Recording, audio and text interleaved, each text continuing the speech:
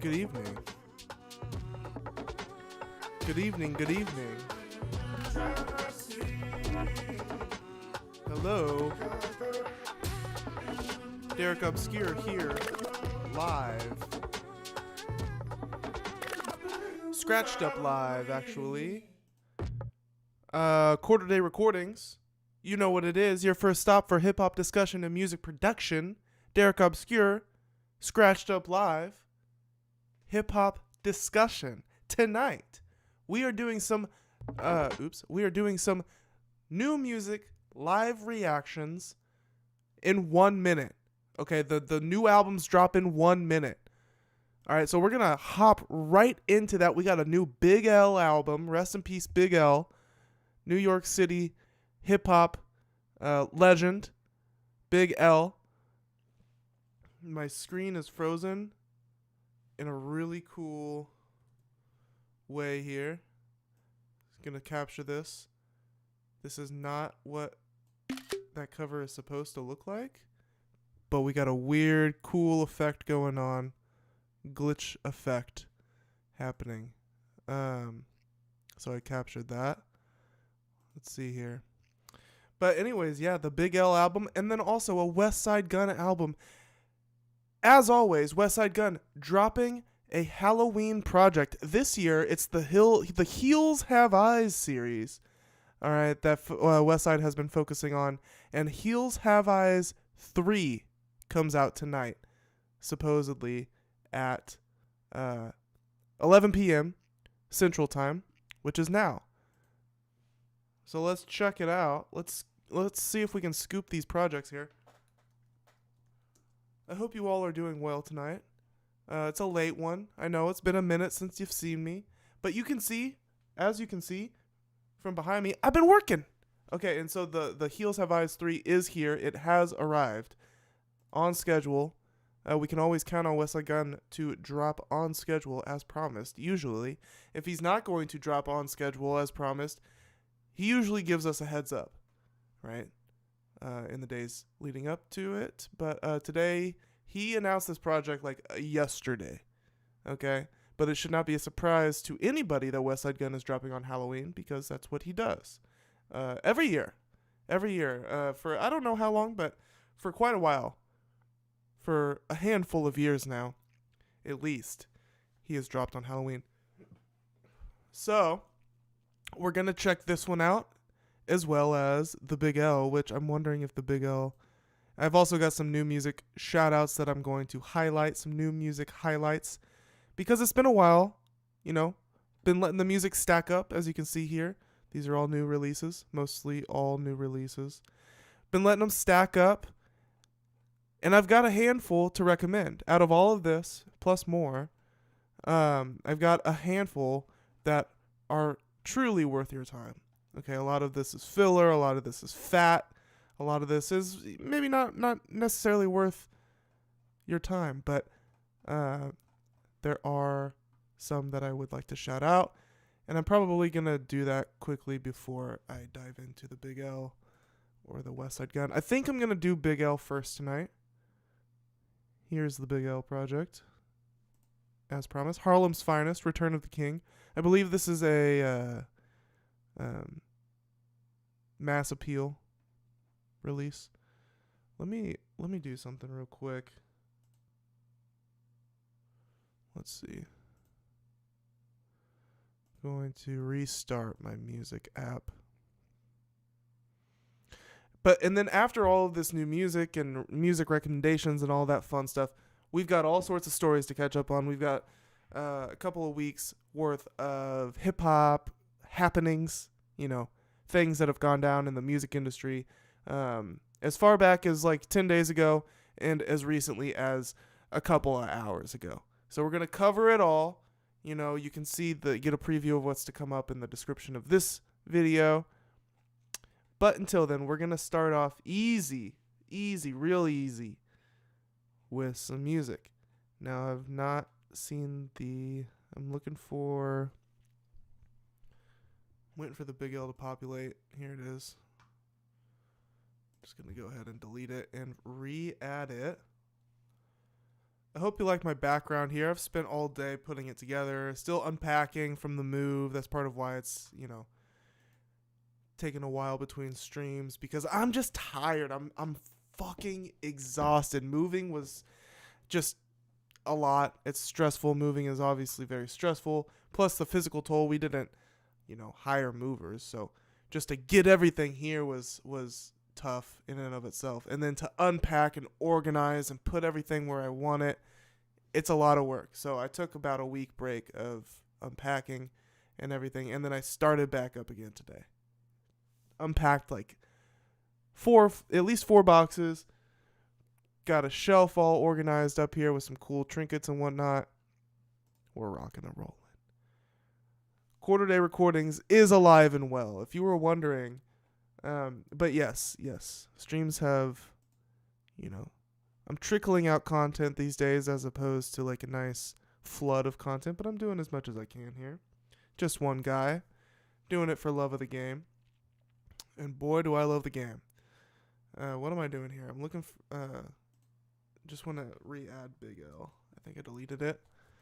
And then now I can add it again.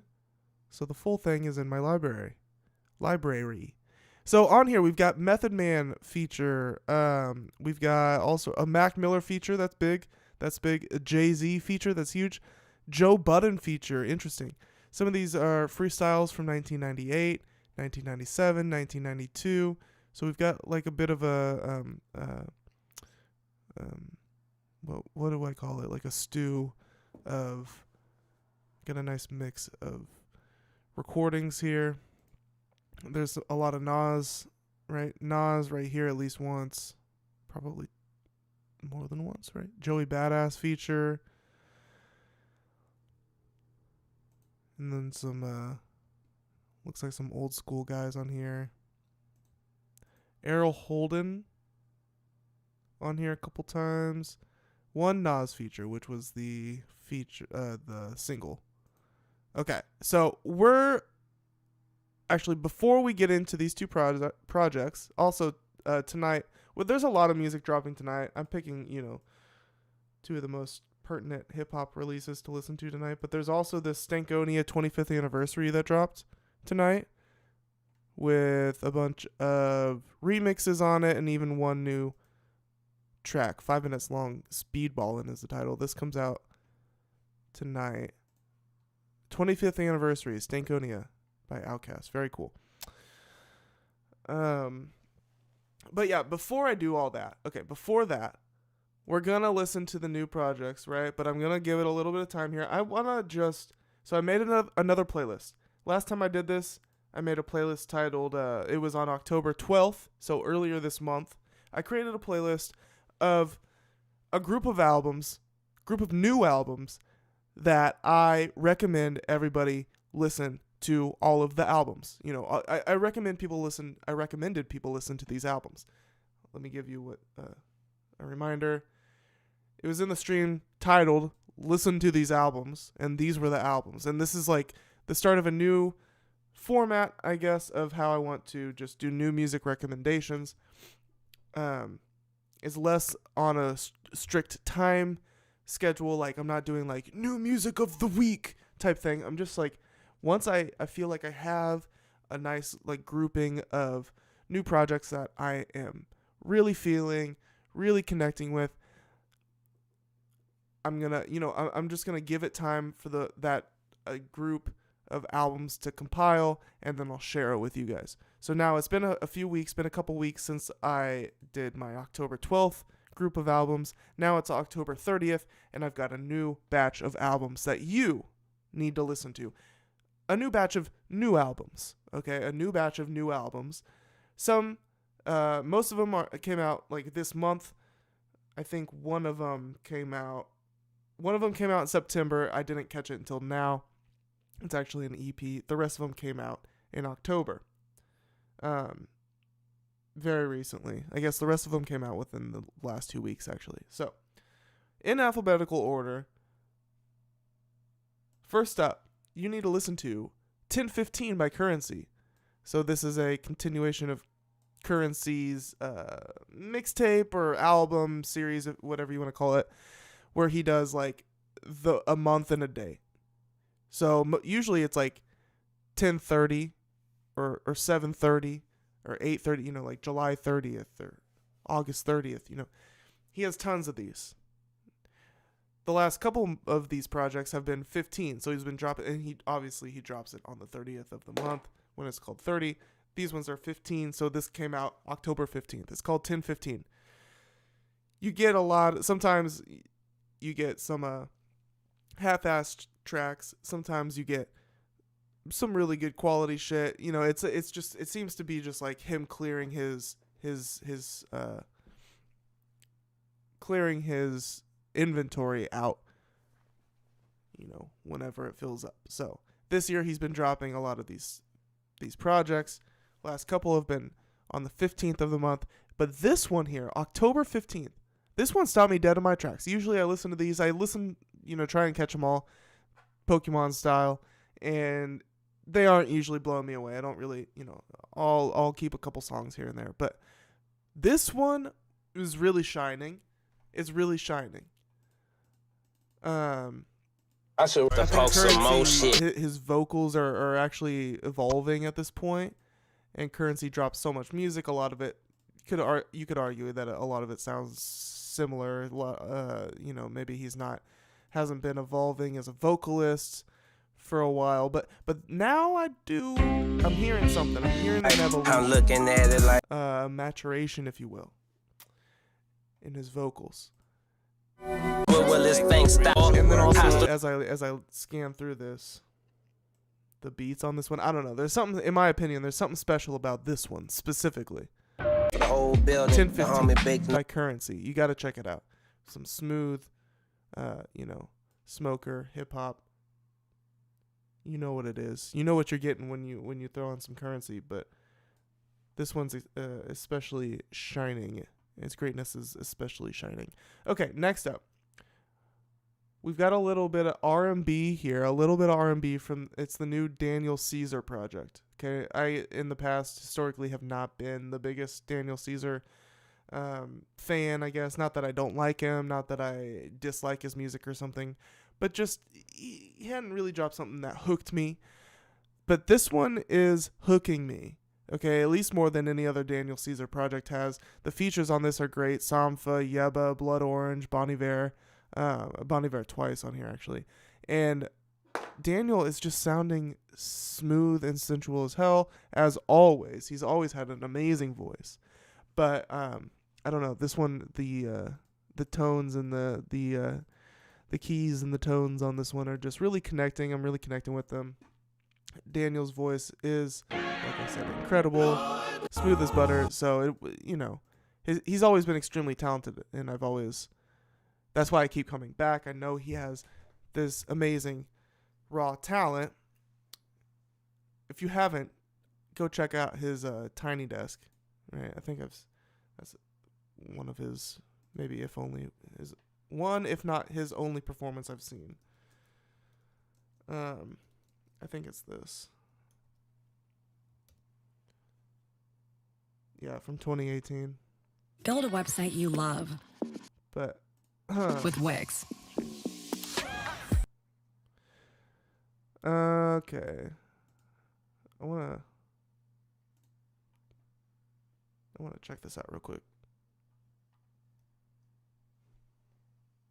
Oh, jeez.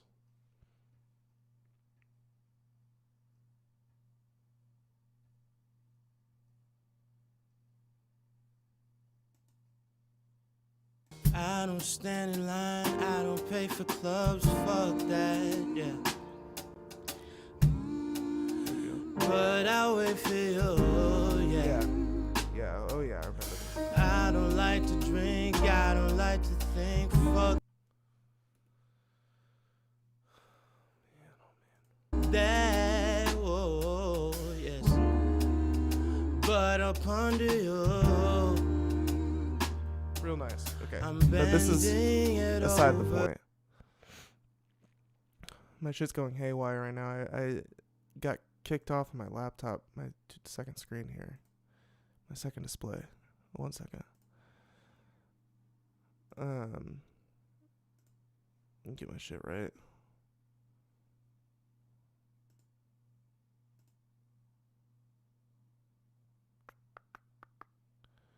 Okay.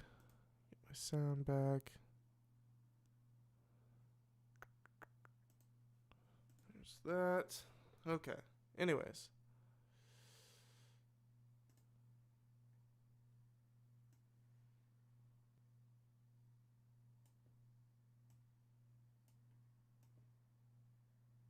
Now I gotta pull up my stream again. But the Daniel Caesar. Yeah, check it out. Check it the heck out. I'm telling you, if you haven't necessarily been a Daniel Caesar fan up until this point, like me, now might be the time. That's my synopsis for that. Okay. Next album. This one's not as many as the last time I did this. I don't have as many projects as October 12th. I think I have 5 this time. Yeah, 5. So next up, this is the one that came out in September, but I'm just now kept coming around to it. It's by this artist named Cody. Okay, he's a rapper. He used to go by Baby Cody. Now, I've been aware of him for a while now, since like 2018, 2019, because of his song Milkshakes, and maybe another one that kind of went, I don't know how it kind of cropped up. Maybe I saw it on Hip Hop Heads Reddit at the time. I can't necessarily remember, but somehow I got wind of Milkshakes by Baby Cody, and it was like kind of a meme, a really funny song, definitely like a banger or two. And so ever since then, kind of been keeping tabs on the guy. He recently, like this year, switched his name to Cody, which I just found out about this. And that's why I just am coming around to this project here, because he released another project last Friday that is okay. It's not that great, in my opinion, but that led me to this one. And this one is pretty fucking cool. It's pretty good. Like, this is Cody. This is like almost like the quintessential Cody project, because he's growing up. He dropped the baby, so he's like a man now. And so if I'm going to recommend a Cody project, it's going to be this one. if you like Playboi Carti, this is definitely you got to check this out. That's the main comparison, an easy comparison at least. Bangers on here. Now, it's not a perfect album. It's far from perfect EP here, but it's fun. It's hypnotizing at times. It's got bangers, and I think Cody, FKA Baby Cody, needs more exposure. So that's why it's in this shout out here. Yep. Okay. Presidential suite in my crib. Levels to the life that I live. Let's be real. You probably had some bitches if you had some sex appeal. I probably wouldn't have these riches if. Okay. So, if that interests you, if that's piquing your interest, check it out. Please do me a favor. Go check it out. All right. Another project, Chaos. I don't know, by Miguel. I think that's Spanish for chaos. New Miguel album. It's been forever since 2018 was his last project. So this is a big deal. All right. Please check this out if you haven't. It's just as good as any of his other projects. I haven't given it too much time yet, so I don't want to make any big statements here, but I am enjoying it quite a bit. All right, it's very it's new age R&B. You know, he's still on the cutting edge here. It's definitely like Miguel. He's not changing his flow, changing his style or anything here, but it's been a while. It's much needed. It's almost nostalgic at this point for sure, but he is also on the cutting edge of just R&B talent, right? He takes such long between projects that there's not like an oversaturation of him. This is an artist where he could easily just do a trillion features, be on everything, and we get tired of him really fast. But no, he doesn't play that game. He's doing the slow game, which I appreciate, you know. So when we get him, we really, really appreciate him. At least that's the idea. Okay? Check out the new Miguel album, Chaos. I don't know how to pronounce it. Okay, and the last project, maybe the most exciting one yet for me, personally, and this is an artist I've been shouting out all year. We got a new Mike Shab album, Fight the Power. All right. I don't want to make too big, lofty of statements here. This isn't too big of a statement, but this one might be better than Shab Van Gogh, which came out earlier this year. This might be actually better than Shab Van Gogh, which is one of my favorite projects. It's right here, actually. One of my favorite projects of the year. Very experimental. Well, okay, maybe not very experimental, but it's experimental. It's fun. It's fresh. It is swaggy. Okay.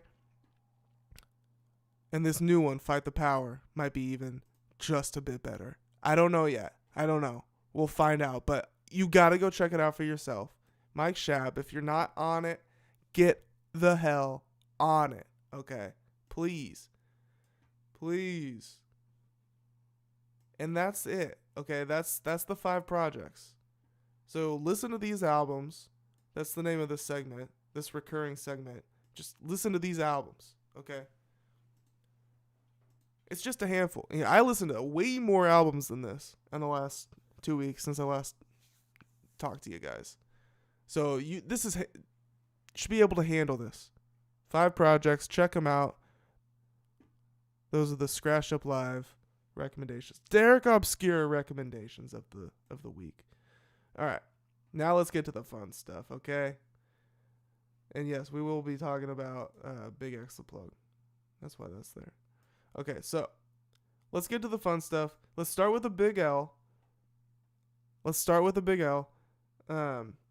See how Mass Appeal does me. They might fuck me up, but yeah, you know, with Jay-Z and Mac Miller on here, I definitely expect them to be claim happy. So we're gonna just play it safe, gonna mute it for you guys and let you peep in every once in a while. I'm gonna give my reaction. I recommend you go listen to the album as I do at the same time as me on your own streaming platform. Okay, we can do a listening party of sorts. Check it out now. Big L Coleon. All right, first track, Harlem Universal, Big L and McGruff.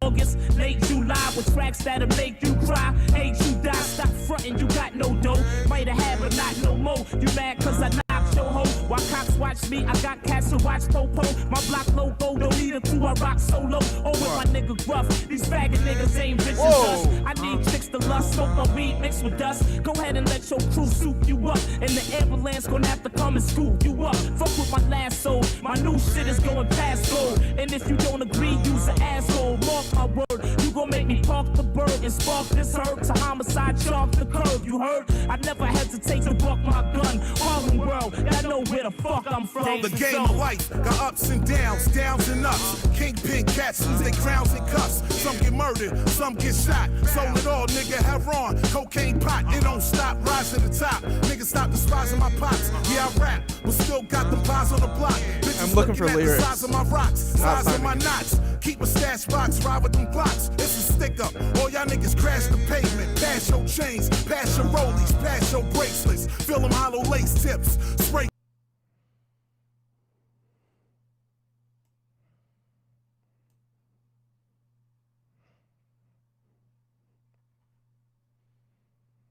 You know, for them being old recordings, it doesn't sound too bad.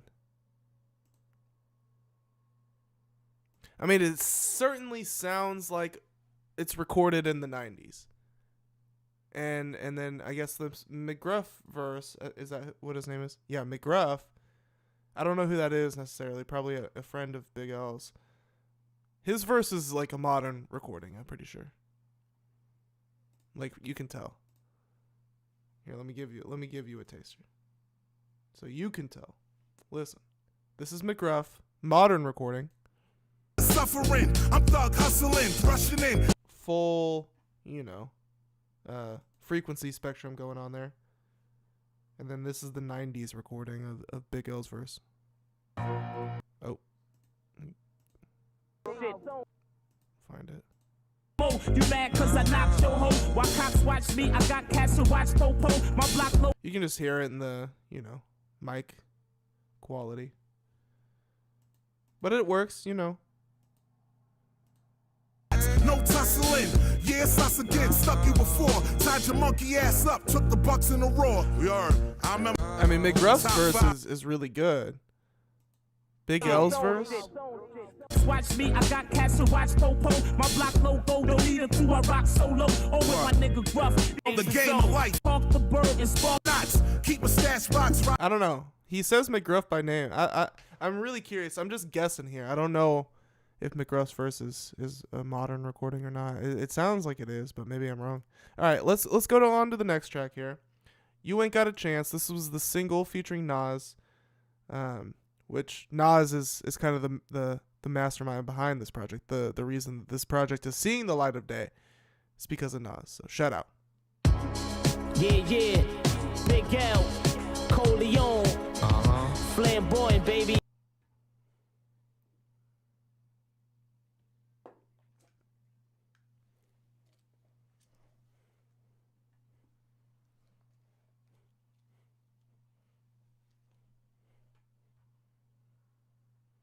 The roll dice, not for petty change. Play for G's and better. You won't be rich as me if your whole crew put your cheese together. Cash, I got plenty. Microphones, rock mini. Everything I touch is in the top 20. This really does go hard as fuck.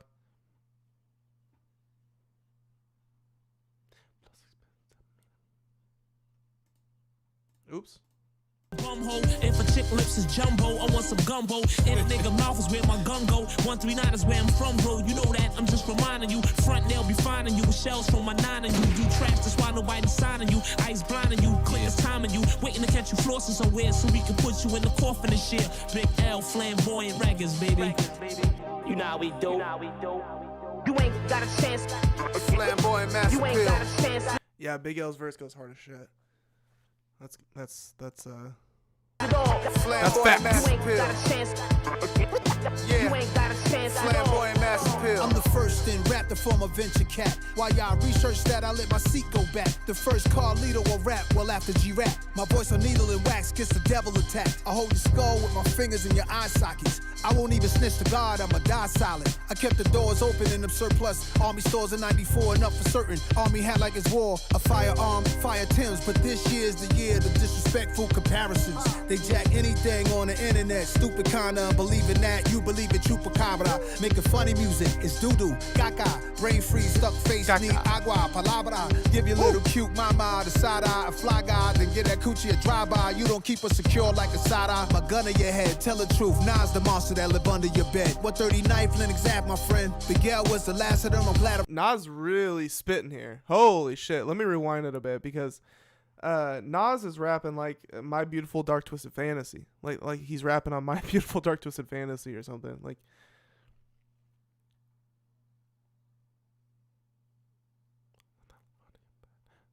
wait, let me rewind it more. Right here. Making funny music, it's doo-doo, gaga, brain freeze, stuck face, need agua, palabra. Give your little cute mama the side eye, a fly guy, then get that coochie a drive-by. You don't keep her secure like a side eye. My gun in your head, tell the truth, Nas the monster that live under your bed. 139th Linux Ave, my friend. Miguel was the last of them, I'm glad I'm from the same graduating class as him. So pay full attention, remove your hat, you in the presence of a man who used to backspin, headspin, breakdance, pop lock, the Herbie Hancock, and rock box, and now we on yachts and pushing drop tops. Wait. Was Nas really a fucking breakdancer? Or is he just making like a metaphor? Like he's so hip hop that he's like a fucking breakdancer. Either way, I'm with you. I'm with him. Flamboyant master pill. Okay, so that was the single. I've heard that one actually. Let's move on to one that I haven't heard, which is RHN. It's an acronym. You figure out what it means. Man, but this ain't for them niggas that went out of town and start living there and all that, man. And got and shacked up with some half original bitch. That's his wife now. He got a job. I ain't talking to them niggas, man. I'm talking about real Harlem niggas, man.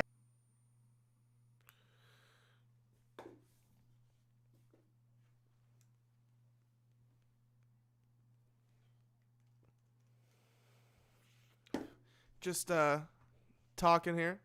Oh, this sounds straight from the 90s.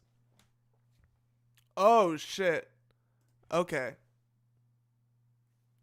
Okay, first off, I know y'all haven't heard it yet. The beat sounds like something off Illmatic. It sounds like I'm not going to remember the name, the specific beat that it sounds like off Illmatic, but it literally sounds like a beat from Illmatic. It's on the tip of my tongue, but this sounds also like straight from the Big L album. He has one album in particular that it's incredible. I mean, Big L. There's a reason I'm listening to this tonight. It's because I'm a fan of Big L, specifically of this album here.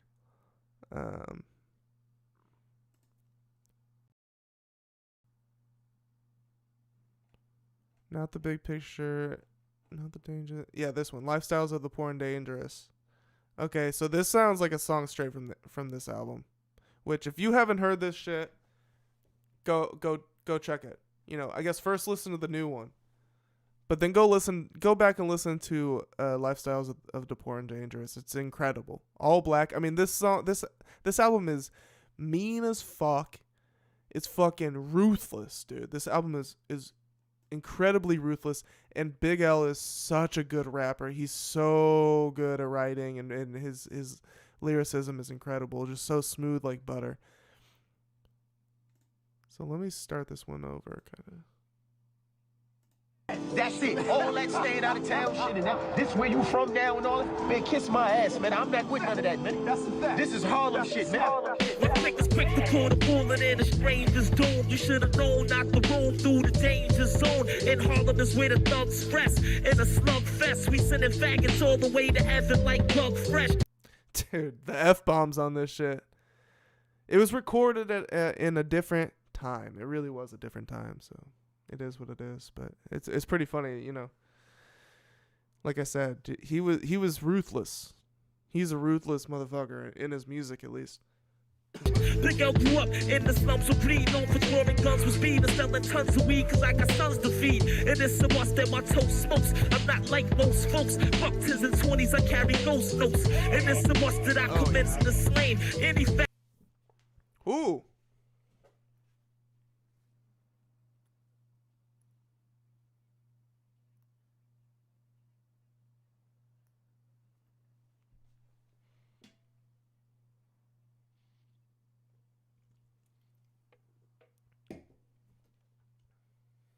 Jumping on the stereo, getting a rope to speech, the bitches be tapping their friends like there we go. Never had rules to follow, none of my tools are hollow. Try to tax spawns and you'll be on the news. Nice boom bap hip hop. I mean,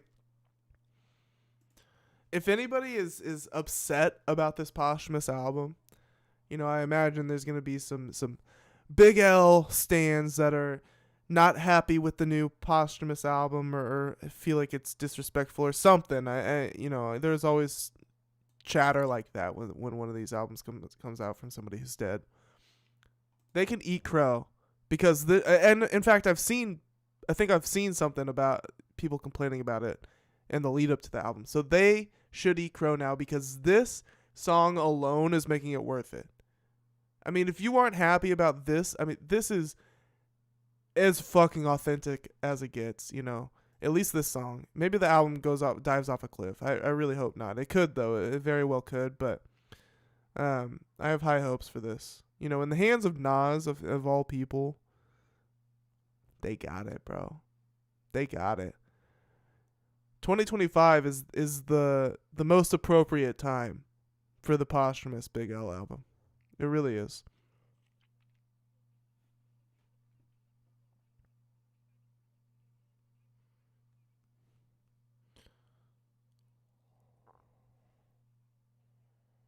Wasn't funny, you little dummy who tried to kill his mother for insurance money. Let me and the devil is on the same team. I'ma hit the mainstream with ill raps that's poison like gangrene. I'm better than every rapper that you thought was raw. Peace to all of my peoples out and bought some more. I'm not a coward, and frontin' on me, I won't allow it. I'm high-powered, fucking freak bitches like the Dean of Howard. Front and get your belly torn. I keep on telling on, I'm fucking with great. This one specifically fits so well. Like the quality of the recording fits so well with this beat. I'm not gonna lie, on the first track, I think it was the first track, the one with McGuffin or whatever the fuck. Yeah, McGruff. This one, the recording. Prepared for this, I wrote my shit on the spot. I'll be trying to knock your smoke is going through. You hit a fuck, I'm get murdered. Some get. Never mind. I was about to say something, but I don't know if it's gonna hold up. No disrespect, man, but this ain't. Folks, fuck 10s and 20s, I carry ghost notes. And it's the must that I commence this. I was about to say that the recording on Harlem Universal, Big L's recording, didn't necessarily fit the track, but I don't know. I think it does. But this one really fits. All right, moving on. Fred Samuel Playground, Method Man, and Big L.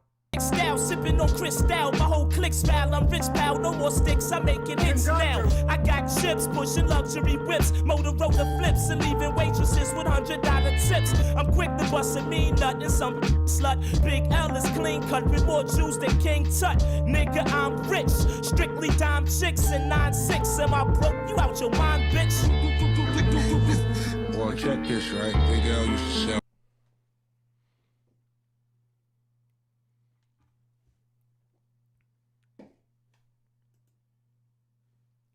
Okay, so apparently Method Man, is that Method Man saying this? Big L used to sell Method Man angel dust, is what I'm picking up here. Used to sell me dust, nigga. Used to sell us our AD. Big L used to sell me dust, nigga. He used to sell us our AD. None of us I used to get that shit from Big L. With that being said, I walk around with 6 styles for 6 mouths with 6 sound. Sicker than them sick kids at St. Jude's. I'm sick. I gotta stop you right there, Method Man. And I gotta rewind it a little bit. The way that it drops into the verse is spectacular, and I can just right off the bat, Method Man is about to have a bonkers verse right now. Let's take it all in here. Oh boy, this is really great. This is great stuff. Method Man coming in like potentially. Now I haven't heard the whole thing yet. He's coming in for that verse of the year title.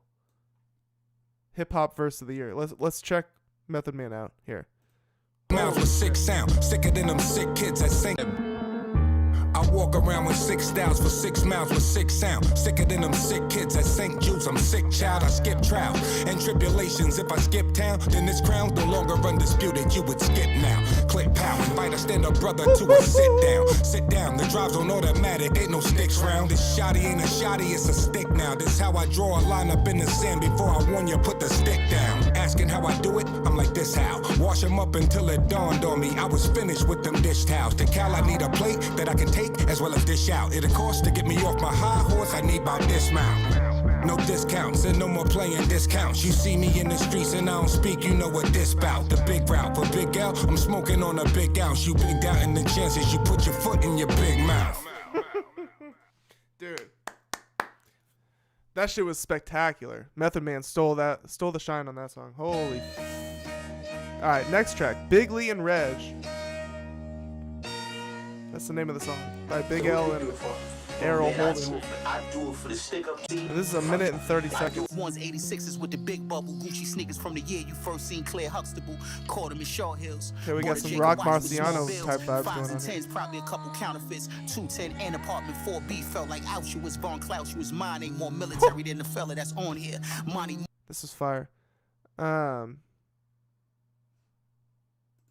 Mohair cardigan, spent 40,000 in Bergdorf in one sitting without a thought of bargaining. You lightly tapping in, I'm barging in audacious court case. Okay, is Big L even on this one? I do it for the promiscuous bitches. You understand what I'm saying? I do it for the crack sellers. I do it for my to the new cars. That's what I do it for. Huxtable, caught him. Okay, some nice.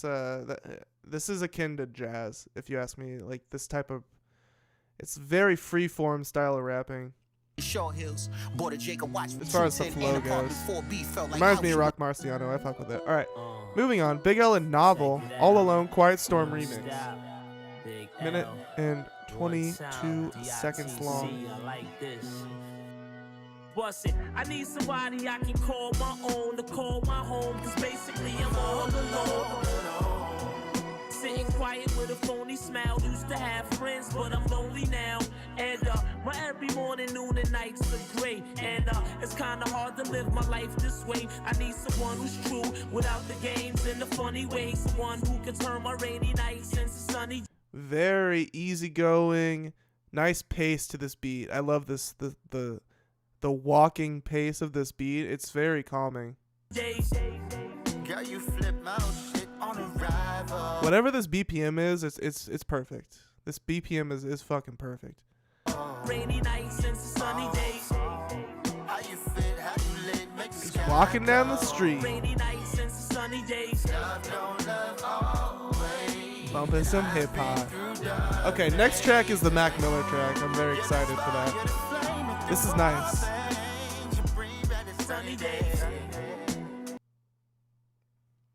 This is nice. All right. About to move on to track number 7, titled Forever.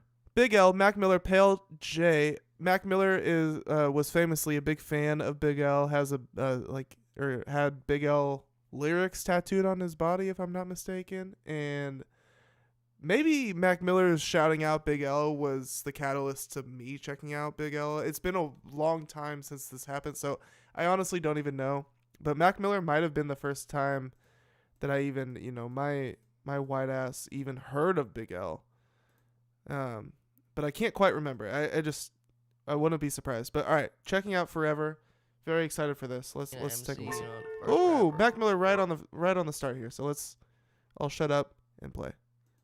That's what it is. But as far as being an MC, you know, the first rapper that really got me into wanting to be an MC was a dude by the name of Big L. Big L. Big L. Yeah, Mac Miller, bitch. Way to go, never running out of gas. 120 on the dash, I don't ever need a man. This ain't Mac Miller, y'all. This is Easy Mac with the cheesy raps. They got a old Mac Miller verse. This is so fucking legendary, man. Some old Mac Miller verse.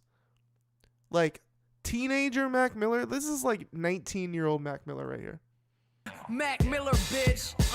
Way to go, never running out of gas. Wait, is this an old? I'm pretty sure they actually even had a collab. Is this an old track? 120 on the dash, I don't ever need a man. Mr. Tom, can you please direct me where I'm going? Take a journey through my head, you'll be motoring. Licking and splitting it, rolling it, hitting it. Pitches never change up. Boy meets the world, no Corey and Topanga. Different kinds of haters, always tenants with their face up. Bitches want some magic, I ain't with Hermione Granger. Lace up your cleaner shoes, throw on the I love some Harry Potter bars. Donna clothes, grab your best weed, alcohol, and finest hoes. Finna have a player's ball, have them make the call. Color so bright and flamboyant that I paint the wall. Every time I walk by, had these bitches cockeyed, smoking on some spinach, get me strong, call me Popeye. You with them chicken heads, they just trying to get your bread. Think you getting pussy, and the night with just a kiss instead. We will be here forever.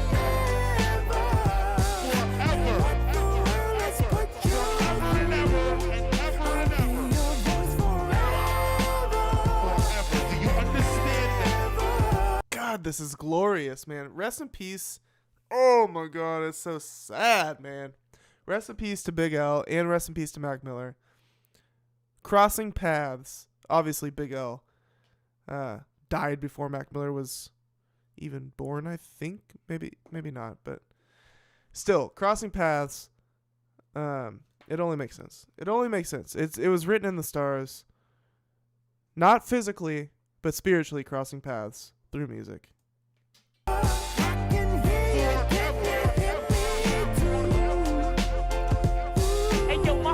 Entourage is large from here to Vegas. Imitators hate us cause we sport gators and flavors. Put snitches in boxes, coppers and veterans. Watch us, they tried everything in this world to lock us but can't stop us. I use a chrome gap to push those back. Watch how you talk when you call me feds. Got my phone tapped, this rap game, I put my life.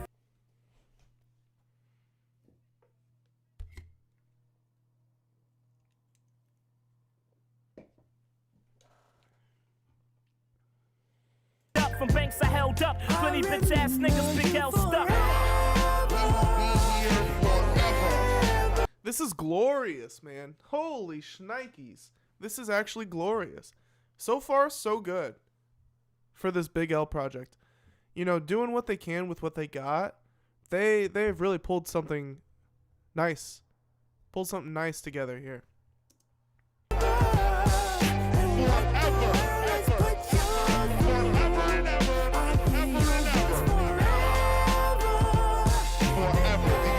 This is giving Arthur soundtrack. This is giving like Chance the Rapper album.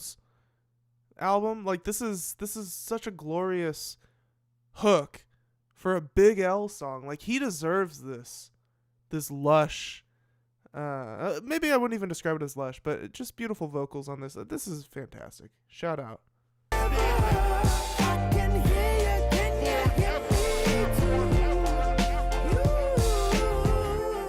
DITC, nigga. Forever. Very nice. Moving on to the next track here. We've got we're about halfway through. Next track is 7 minutes long. It's titled 7-Minute Freestyle, and it's the Jay-Z feature. So, are we getting an old Jay-Z? Is this going to be 1990s Jay-Z? Is this going to be modern day Jay-Z? I don't know at this point. I don't know. Check it out. Yeah. Check it out.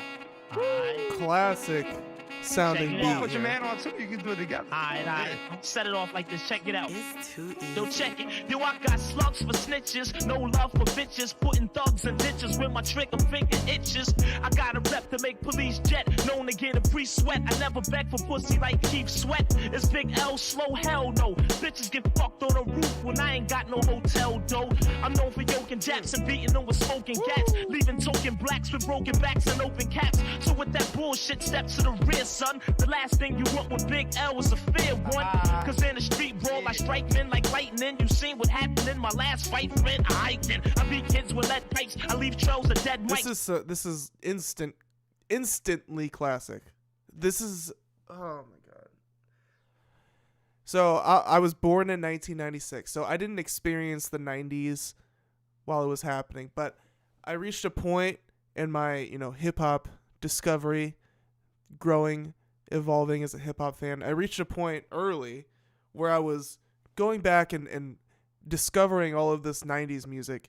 And so 90s music reminds me of a certain time in my life. This is bringing me back to that time when I was really like diving into 90s hip hop for the first time. It's like listening to the Far Side for the first time. This is like listening to Diggable Planets for the first time. This is like listening to Big L for the first time. This is glorious. Mike's where I'm from. Niggas Jews get ran like red lights. Old folks get mugged and raided crimes and drugs. So I want to find the Jay-Z. This 7 minutes of freestyle here. It's all fantastic, I'm sure. Oh, here's Jay. Okay. It's sounding like an original. From what I heard briefly there, it sounded like an old Jay-Z verse. So we're getting, dude, this is so cool.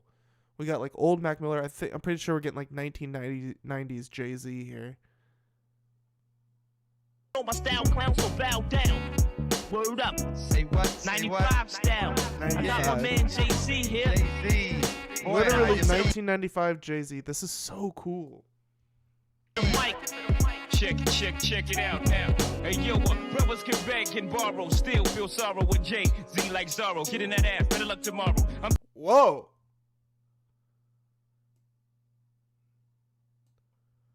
The splicing he did on those words was pretty next level. Sorrow, get in that ass, better luck tomorrow. Sorrow with Jay-Z like brothers can beg, can borrow, still feel sorrow with Jay-Z like Zorro. Still feel sorry like Jay-Z. Get in that ass, better luck tomorrow. Get in that ass, better luck tomorrow. I'm too much, nigga. Better luck tomorrow.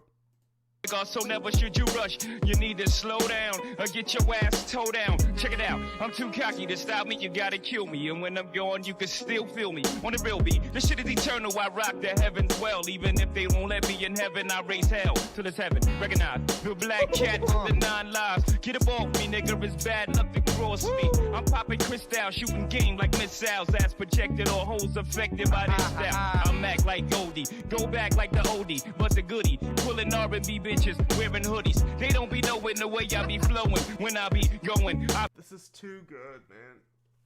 This shit's too good. It's too good. We don't deserve this. Oh man, it's 7 minutes long.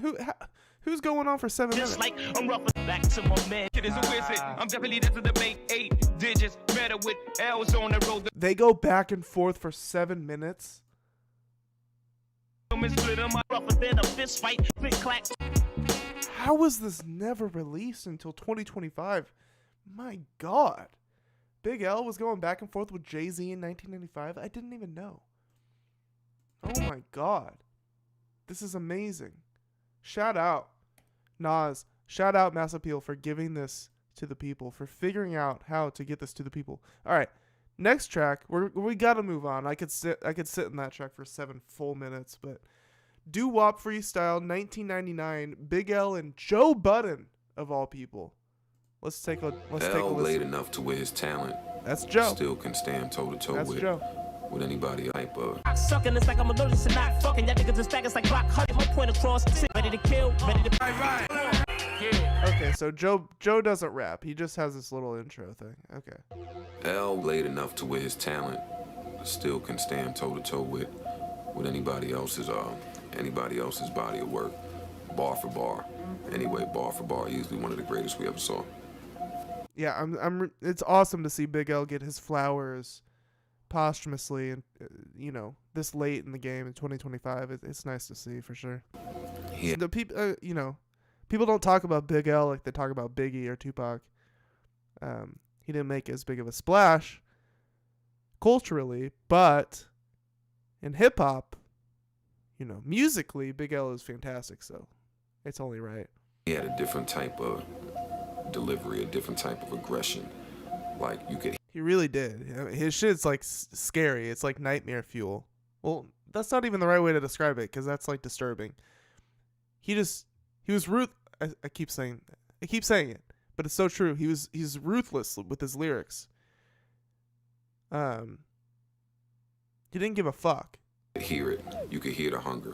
I'm coming through y'all with the Glock bucking, your whole block ducking. Every bitch that I'm fucking with now is cock sucking. It's like I'm allergic to not fucking. That niggas is back, it's like Rock Hudson and Boy George. I destroy boys with one verse. Nigga, we can like a level, we can like the guns first. I love the type to murder your son first. To get my point across. Since y'all want to chit and chat with the coppers, y'all might as well join the force. This is fantastic, dude. Again, holy shit. Wow. I'm so glad I have like not even heard these freestyles. You know, I haven't gone that deep into the Big L-verse for real. I'm sure it just even like a small amount of research you would find some of these. But I never did that. That's on me. But now I don't necessarily have to. Maybe I should still, because there's still a lot of unreleased stuff. But this crop of freestyles here they're phenomenal. I mean, these are better than your average freestyle for sure. Put on the right beat. I mean, they were cooking. Mass Appeal was cooking with this. The estate of Lamont Coleman. Mass Appeal under exclusive license from the estate of Lamont Coleman. Oops. Like I'm allergic to not fucking. That niggas is back, it's like Rock Hudson and Boy George. I destroy boys with one verse. He really threw that F-bomb around for sure. All over this thing. With one verse. Nigga, we can like a level, we can like the guns first. I love the type to murder your son first. To get my point across. Since y'all want to chit and chat with the coppers, y'all might as well join the force. Where I'm from. Dude, his rapping on this is fucking nuts. Believe me, snitches get killed. Niggas be hustling daily under the level, ready to ill. I'm rugged as hell, brother. We had a say. All right, moving on. Stretch and Bob freestyle, 1998. We had a say in this block, 130 Night This is the intro. Yo, my shit is hot like Joe Chicken. I should rob you, but with that cheap shit, you ain't worth sticking. I got a left hook that be leaving guys knocked out. Keep frontin', and I'ma choke you till your eyes pop out. I was taught. Just as nasty and fucking gruesome as ever. And this beat is fucking terrifying. Also, this coming out on Halloween. I don't know if I said it, by the way. Happy Halloween. I said it in the description, but anyways, this coming out on Halloween is perfect. This is about as creepy as fucking hip-hop. You know, this is very creepy. This is like, you're gonna fucking get murdered in the middle of the night type of music, for sure. That if a nigga swing right back. Battle Corleone, why do a stupid thing like that? Yo, I'm not in the mood, son, so don't push me tonight. Plus, I fucked your little sister, and that pussy was right. That pussy. See, dude, the unhinged lyrics. We don't get shit like this like we used to, and I understand why. But it's nice. This like time capsule here it's really refreshing for real. Was tight, gripping my dick like a pair of pliers. You fucking snitch right now, you probably wearing wires. It's not a joke, so as soon as he laugh, I'ma strip him naked and stick a long broom in his ass, leave him heartbroken. See, this is on the level of like Eminem wackiness, early Eminem wackiness with the lyrics. Again, refreshing. Make me quit rap and start smoking. My album is done, so no, it ain't no card soaking. I'm not a sweet stud, I'm a street dog that's quick to beat a nigga like a cheap rug. Till he leak blood, you sure soft, watch you fall off. Might slide your haul off, then cold haul off, and stay your jaw off. My life is far out, I got star clout. Every week, bring a different car out. It's fucking creepy, dude. You ain't a player, put that cigar out. Take that suit off before I shoot off and tear your roof off. Leave your clothes bloody red like the nose of Rudolph. I rock many stages and never got booed off. I might let this gap burst, put you in a big black. Again, freestyles. These are just like radio station freestyles. A lot of these, It's a fucking awesome. First, should've tried these other cats first, cause none of y'all niggas can fuck with me. And if your man wanna join, I got McGruff with me. We fuck once, Izzy. I do shit that only tough men do. And the cats you with, fuck them too. I walk them too. Be careful what you rushing to. We get those fucking strings. Nigga. No dough, always on the train ass nigga. Canal Street, 10 carat chain ass nigga. You got Nightmare on Elm Street type of shit. Grant's Tomb 1997 freestyle. Featuring Joey Badass here. A big shot goes out to the whole 139th Street. It's that new Big L. Check it out. I keep a stash full of cash, puffing grass with a residential full of ice. Me and my crew is sick like the flu. So what you gonna do, boo, when we come for you, huh? It ain't no calling time out. Things out here with this one. Can with 2 nines out and blow your spine out. Already know how my business goes. Everybody knows. Uptown, we gotta take it low. Niggas never go. Gotta get back on the road again. Yelling in why I can't hold it in. Since the beginning, uptown we spinning. Thinking you can fuck with my city. I'm from the city where the gritty resides. A menace and sinister vibe. Once the villain arrives, nobody. Okay, so to be honest, this is more of a more modern Joey Badass verse. I was hoping for like a 1999 era Joey Badass verse to stay in theme with everybody else's old verses here. Mac Miller's old verse, Jay-Z's old verse. I guess we do have a modern Nas verse, a modern Method Man verse, but I don't know. There's something about young Joey Badass that is phenomenal that I wish they would have made that happen, but it's okay. I still love new Joey. I do. For sure. Everybody slides, everybody dies. No regard for innocent lies. Kiss them goodbye. Fuck your top 5. I'm rapping like it's my last minutes alive. I got on my own. I'm gonna kind of skip ahead here. Claire, how you like me now? I've been the golden child. All of a sudden, they ain't denial. I'm cut from a different textile. You should get deals. Word up. One love to the whole. Want to give a big shout to the same gang crew. Real nice. Real smooth. Alright now, bust how we get to it. I like like bongos in there a little bit. All right, live. Hey, yo, I be so big. This is live at Rock and Will in 1992. So this is a live recording. Showbiz and AG, down with digging in the crates. My main man, Lord Finesse, Diamond D, my man D. Sean, and we got my motherfucking man, Big Al, to make some motherfucking noise here. Hey yo, I got the gift, the gab to lift and grab the mic and recite hype rhymes that'll rip and rag and drag a fag MC who likes to nag a lot, brag a lot. I haven't heard this many F-bombs since like 2005, for real. There's a lot of F. Jesus Christ. Talking about the lyrics that ain't have a hot step to this and get lit like a candle troop. Rhymes I hook up, MCs I cook up like Campbell soup. I throw rhymes like a quarterback. Frontin' you'll get bust and dust and crush, gon' rush and all of that. Rhymes never sound whack, cause I got them down back. The ruling time is over, so give me your crown, Jack. I get hype fast and MCs might last a minute with me because their rhymes are light as a feather. The detuned, piano chords that we got going on here really help match the old sounding mic recording of his vocals. Like it because we got this like out of tune, stretched out kind of piano going on, and that helps balance out, or it helps counterweight the quality of vocal recording that they've got going on here. Because sometimes that's how you wonder, how are they gonna make an old sounding recording work and not just sound dated? And they're doing a pretty damn good job of that here, if you ask me. Back and watch me miss. The beat still sounds modern and new, and it doesn't sound like it's it doesn't sound like an old recording beat, which is important. Since it's like a new album, you don't want it to sound dated. You want it to sound fresh. But how do you mix in these old recorded vocals? It's always the question with these posthumous albums. And sometimes it doesn't work. Like, truly, really doesn't work. But they figured out a way here for sure. Check this out. I control the microphone like a robot. My lyrics are so hot. Props like the type that go out like a full stamp. I'm throwing rhymes like a pitcher throws a curveball. And I'm a servo pump that try to brawl. So yo, I overthrow you and have you screaming like a roller coaster. Guzzle you down like a small cup of Coca-Cola. I'm going through MCs like a... Okay, moving on. Hey, yo, some people... How Will I Make It? Park West High School mix. This is a mix from a high school. Park West High School mix? Was born in heaven. Holy shit. Spoon in their mouth and had everything handed to them on a silver platter and never had to work hard for nothing. Then there are some people that was born in the opposite world of those that was born in heaven, which is called hell, and had to work hard for everything they got and never had nothing handed to them. And never will. That's for real. I'm only at the age of 10, and life already seems to me like it's heading for a dead end. Cause my mom be smoking mad crack. My pops went out for a fast snack and never brought his ass back.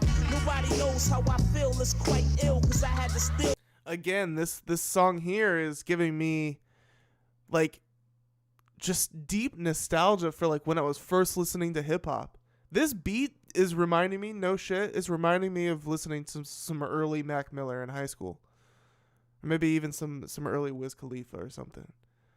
Which was way after Big L's time.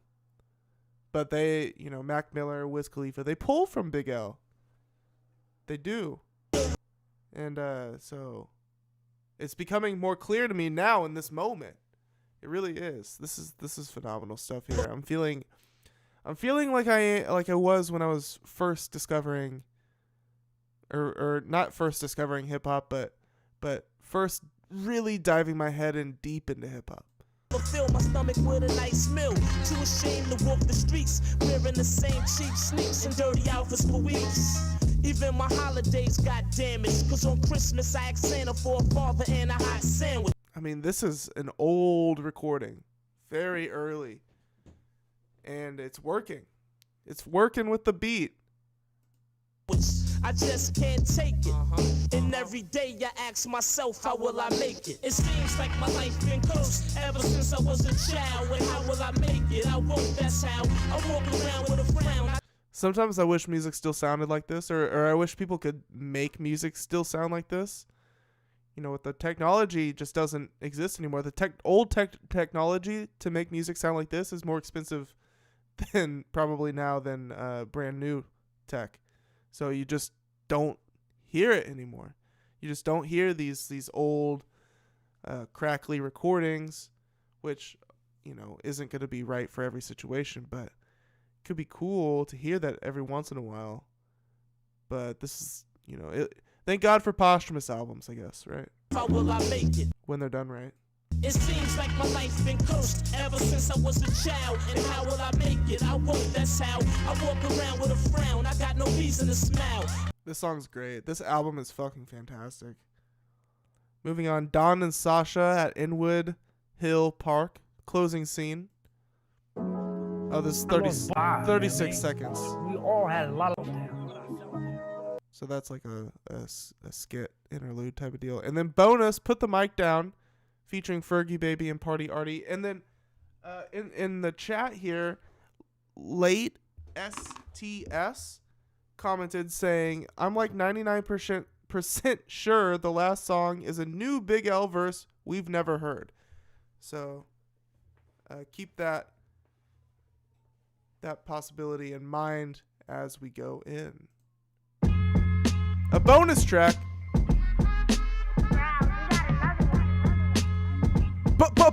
Bonus! Hey, yo, we can put the mic down and fight now. That's up to you. I got no love for you. All that counterfeit clown you with. I might let the 4-pound spit and leave your crown split. Fuck you and fuck who you down with. Do I clap at you, then clap at your gang with accurate aim? Blow off more than half of your brain for acting insane. You whacking this game. I can see me now macking your dame. Tapping your pockets and snatching your chain. Shit, I run with cats that'll attack in the rain. We in the bench, you on the back of the train. Or the city bus. Crimes be hideous. No one I really trust. They call me Willie Hutch the way I mac these silly sluts. And right now I'm on top of the world. So when you see me coming through, put a lock on your girl. What? Like, damn, we can put the mic down and fight now. Understand? Fuck you and fuck who you down with. We can throw their hands, it ain't nothing that beat your mans. The members have been husband and niggas, let's go again. Like, damn, we can put the mic down and fight now. Understand? This album is fantastic. This album is fucking fantastic. One of the best posthumous albums I've heard in a long time. Now, obviously, Mac Miller has had some amazing posthumous albums. It's on par with Balloonerism or something like that. There is more examples of bad posthumous albums than good ones, if you ask me, probably. This is one of the rare good ones. Holy shit, I'm very excited for this. I can't wait to run it back. Fuck who you down with. We can throw their hands, it ain't nothing to beat your mans. The members having fun spinning niggas. Let's go. This song is fucking awesome. Stunting like Baby did it. GD get dirty, all crazy with it. Coke from Broadway. There's really not a skip on this whole entire thing. There's not a skip on this thing. Some of these things are really short, you know, and there's an interlude skit here. So, but my God, even this 53-second song. We had a fan. Did you realize he was special? 53-second track here is so hard. It feels way longer than 53 seconds. Writing everything down. Stand there and listen. Absorb everything. Oh, that's why. Okay, strike all of that I just said in the last 30 seconds. The 53 seconds track is just an intro. Yo, my shit is hot like a pair of... Okay, but anyways, that's fantastic. Very fun, very great. And now I am extremely excited to now go into a modern recorded album by Westside Gunn, Heels Have Eyes 3. All right? We're just gonna hop into it. We're gonna play this one out right. I'm gonna just let it play. It's Westside Gunn. So hopefully he won't claim me. If he does, I'll deal with that later. All right. If anybody's gonna claim me, it's gonna be Big L, and I might have to mute all the music or something. We'll see what I have to do. But Westside should be chill. Let's give it a spin here. It was a robbery no one thought was Track possible. 1. Not in broad daylight. John not Bishop inside intro. The world's most famous museum, but in just 4 minutes, a team of thieves pulled off a heist that stunned France and indeed the whole world. They bypassed guards, they broke through layers of security, and they walked away with jewels once worn by queens and empresses. Are they talking? Is she talking about the most recent robbery at the Louvre, or whatever the fuck? I think this is like reporting on that, which just happened within the last month or two. So that's cool. I love when music has like super recent references in them. It's like, damn, that's a nice little time cherry to pick off the tree. You know, a little time capsule cherry to just pluck off the tree. The Louvre is home to the Mona Lisa. It is a fortress of art and history. And the Louvre. And it was breached like never before. Now investigators are racing against time. The thieves remain a step ahead, and the world is left asking, how did a gang break into a global landmark? I love that stutter. What the fuck? She stutters right in there. It's so real. It's authentic. This is real. You know, it's not off a script. This is a real news reporting. Racing against time, the thieves remain a step ahead, and the world is left asking, how did a gang break into a global landmark and vanish before anyone could stop them? Here's our report.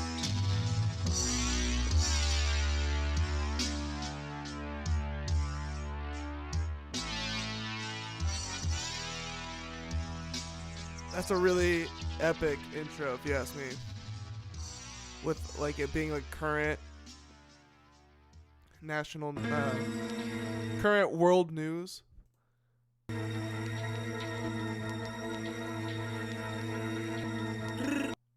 Wait, was Westside Gunn the one that robbed that shit? Oh.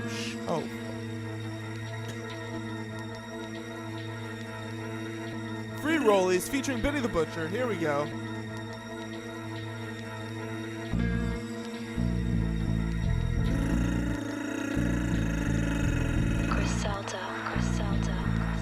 By Fashion Love.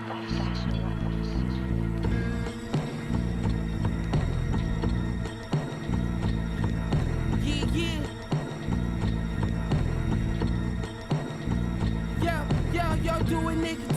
Every shot, all swishes. Blood in your mouth, tastes delicious, stay vicious. Can't wait to cut and come home from state prison. Plug just got a no job, he ain't bitchin'. If he sound weird, nigga, hang up. Gauge to his leg, blew off his small Jacob. Had Billy put your whole block in the Vega. Chrome 800 had his brains fly an acre. I was in the four-door Ferrari with my Draco. When I come through, lights out like Undertaker. Fuck her from the back, when she comes, she a shaker. Gucci rug, Polar couch, vanilla wafer. I was rocking runway, walking on water. Soundtrack, potato, one a revolver. Money on your head, I come through like a barber. Chill day, Virgil Louis hoodie, your joggers, I'm marvelous. Fiends going back and forth, having arguments. You got the best off his guard again. The butcher coming, nigga. Yeah. One millionaire in the crew, not enough. I seen kingpins crumble, empires turning dust. Held down another counter lounge, gon' need about a month. Please keep me out your stunts before I beat you out your fronts, nigga. Yeah, my catalog, Roberta Alomar, batting Hall of Fame numbers. Before you had to start, I got a classic off.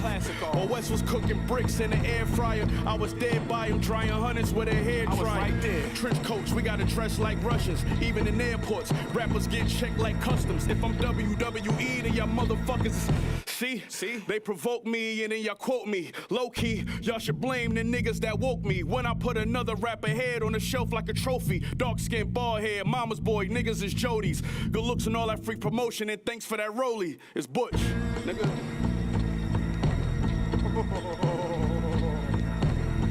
Happy Halloween. Oh shit. Wow. Wait, does Westside come back in? Nah, it's probably gonna cut to a skit. If I had to guess, it's gonna cut to a skit. I would love if Westside came back in, I would be very happy. Very pleased. Let's see what happens here. It's just gonna roll for another minute.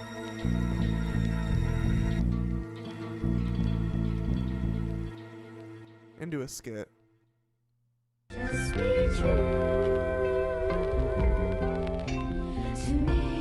Okay, another sample. Just be true to me. Just be true to me. Just be true.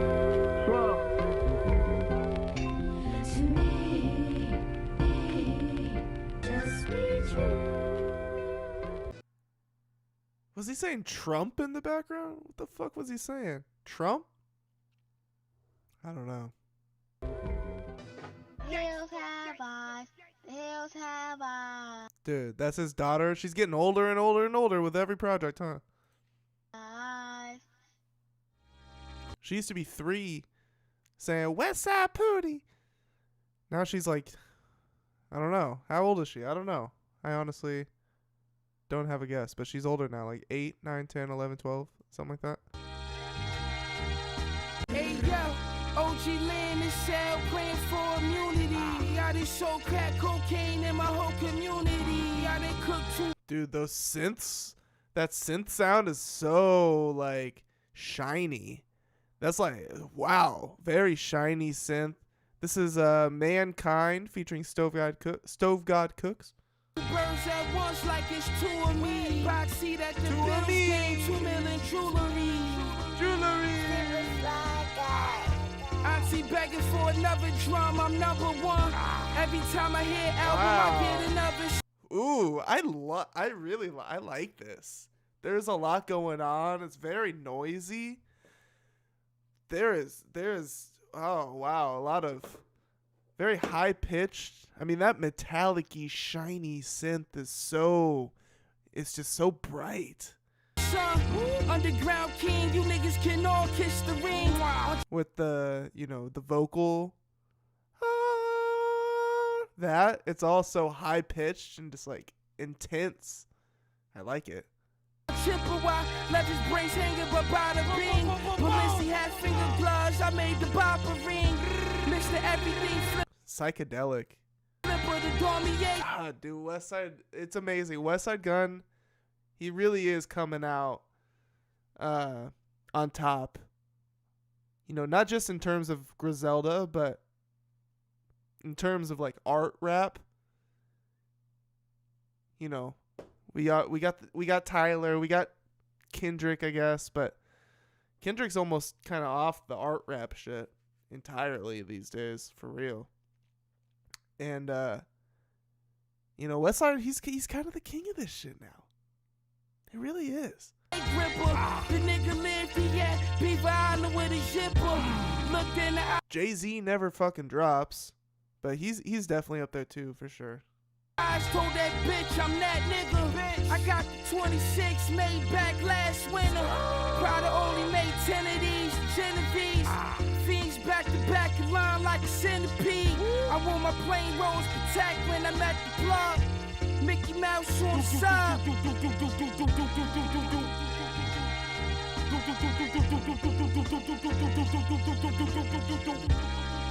You should thank God I don't speak off. You should thank the Most High I don't rip them. Stove God's voice matches this beat perfectly. The mystique off. I've been dodging tap phones, feds, and weak laws. Walking on the same water we swim the raw through. All who believe in stove get everlasting dope. They been in they feelings and they posts since I bought the rolls. You know I'm back on the road, you know I pack and go. You know the wrist is masterful. You know I got the master flow. We keep the dirty laundry in the basket though. For now. Gold thread, trying to sew together two halves of a soul. I don't feel complete without this Louis bag of bones. The skeletons from my closet, I drag them with me everywhere I go. I ain't been in this mode since my first half of O. I ain't been in this mode since we trapped in the snow. Now it's purest fashion shows, 200 karat everlasting glow, all from on rapid. Hold on, don't stop it, let me keep going. I never hated. Before me, a nigga never made it. I done got so rich, these niggas devastated. When you say it's up, tell us what floor. We shoot the elevator. The pot started burning. Every ounce came out melanated. He put everything into that white, and then it caved in. Damn, y'all cool? I mean, damn, y'all cool? I'm the Digi number Rain Man. I bring a block through. I really bring one. Diamond Jesus piece lifted every spell. All the smokers gave me 5-star reviews. Bitch, check my Yelp if the kitchen could tell. Go. They say that boy God status. Cook crooked, held the pot straight. The stove was off back.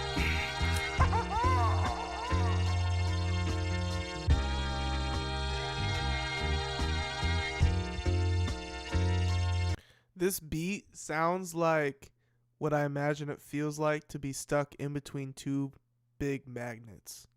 You know, you have a magnet on each side of you, and they're trying. There's a magnetic force in between them, and you're standing in that magnetic force. That's what this song sounds like. How it feels to stand in the middle of a strong magnetic force. And again, here he comes down the aisle row as the thug makes his way. Time sheet, you know, he spits it. You know, your typical pro wrestling, Westside Gunn pro wrestling skit. In a mirror himself. Now he's in with the crowd favorite. Next track.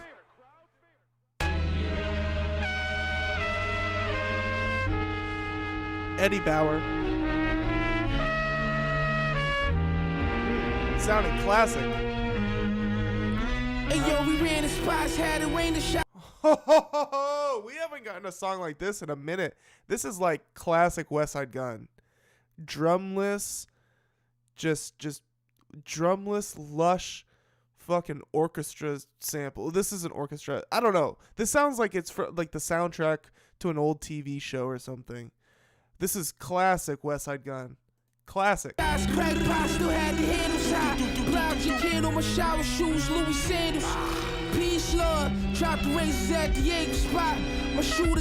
Oh, we do get some subtle drums in here. Okay.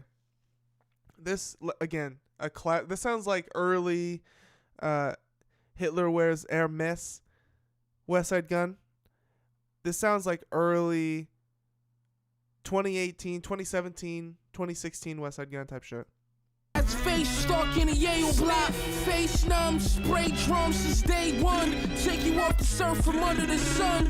Rib shot, made him do a somersault. Scratch the serial numbers off. My rich fiend trying to buy another jaw. Pay my shooter for a body, kill 2 more by mistake. Ordering Pharrell Moet bottles by the case. Pour it on the ground, machine gun, bacon, dip, prick. Vino on my wrist, weigh a kilo. This dope in your needle. I'm hope for the people. My product top see-through. Rude boy, but I got meaning. Chanel fishing boots, waterproof, jumping ambush. 10K, you can vanish. Handguns with bananas. Van the white vows, we foul. Hit the wrong vein, you gon' fall out. Chump change, I bought them all out. Fingers smell like Donnie Kevin. Had them on the West, it's my dick, and I ain't sharing. She ain't no Karen Miller coming in an hour.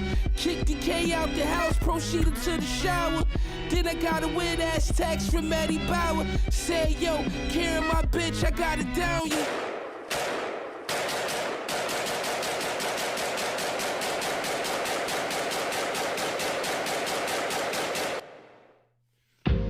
That song was so good.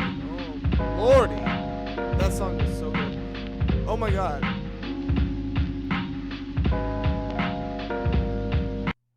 Rome Streets feature. This beat. We have. I love Westside Gunn. You know, not much is that surprising. It sounds like Westside Gunn, so it's not. I don't want to oversell it here, but I'm a big fan of Westside Gunn, and we are getting some classic sounding shit here.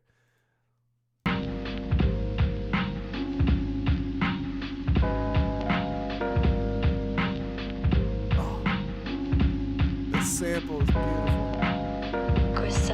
Hey yo, my plug wearing Dolce and Gabbana.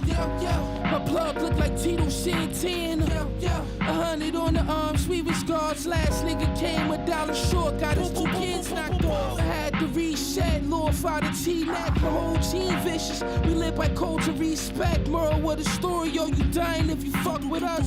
Work so good, we doubled up. Purple label button up, Desert Eagle to its gut. Where the fuck my money? Drive-bys, I cherry home fees, the claws above me. Virtual bags look like Riddler. Skipped in some Louis Clarks, think I was a Denmark, I can't remember. Pray to the highest, I'm the flyest.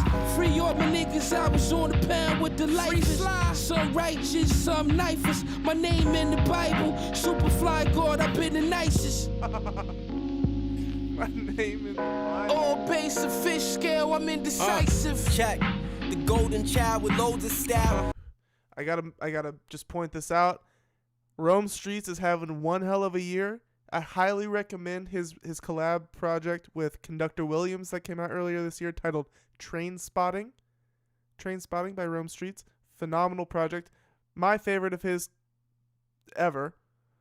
So I'm excited to hear what he delivers here. Let's check it. Golden child with loads of style. You niggas still local, working in the Whole Foods aisle. Stocking shelves, I'm in Rome eating pasta shells. All these Roman pastas ain't hot, they pockets. I'm gonna start the verse over. The golden child with loads of style. In the Bible, Superfly God, I've been the nicest. All base of fish scale, I'm indecisive. Check. The golden child with loads of style. You niggas still local, working in the Whole Foods aisle. Stocking shelves, I'm in Rome eating pasta shells. All these Roman pastas ain't hot, they pockets pop as hell. Doing bad, cause all the shit that they drop is stale. Run up a bag till my comrades is out the jail. It's ironic how these bars gave me freedom to do all the shit I want. The cameras flash when they see it, they think I'm a star. Nah, bitch, I'm the galaxy, the gal with me, a China doll, for sure, this all mastery. 10,000 hours plus, probably spent the same amount of time bagging up, making slaps, getting bucks, looking over my shoulders for rollers, trying to put me in cuffs, locked in the county, getting buff, now we up, Canadian tugs, hopping out the G-Wag truck, my PNC is the piece, don't get your cheek clapped up. God damn. Damn. Again, like I said, Rome Street's having a hell of a year. Nice verse. What do we got? Another skit. Welcome to Raw is Superfly Guy. into another sample. In your intuition, all you have to do Seems like Westside has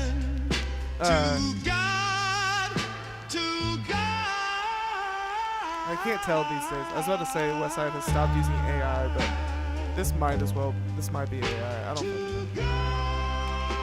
But it doesn't seem as...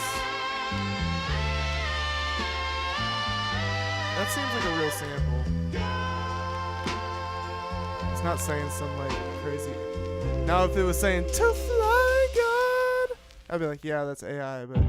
Alright. Oh, man. Dude, the beats on this are oh, yeah. It's exactly what we wanted. It's exactly what we needed. These beats are phenomenal. Griselda, by fashion. Hey yo, Mission 2 told to get your hair blew over. Balenciagas look like my dog chewed over. Some niggas spent their whole life on the corner.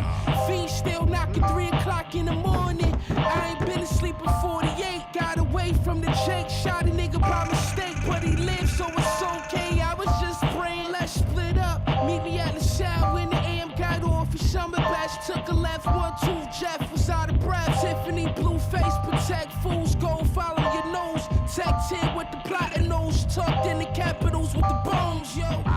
The stamp share hills. It's 90 outside, so much work, I got the chills. Louis Hobo with Soho Dolo. You can't touch your maid, man, that's a no-no. God,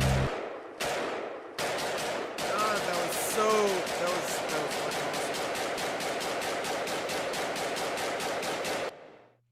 That's no Twitter. Multi-million-dollar brand. End it with a shootout. And I do it by myself. You know, if you don't know how to end a song, just end it with a shootout.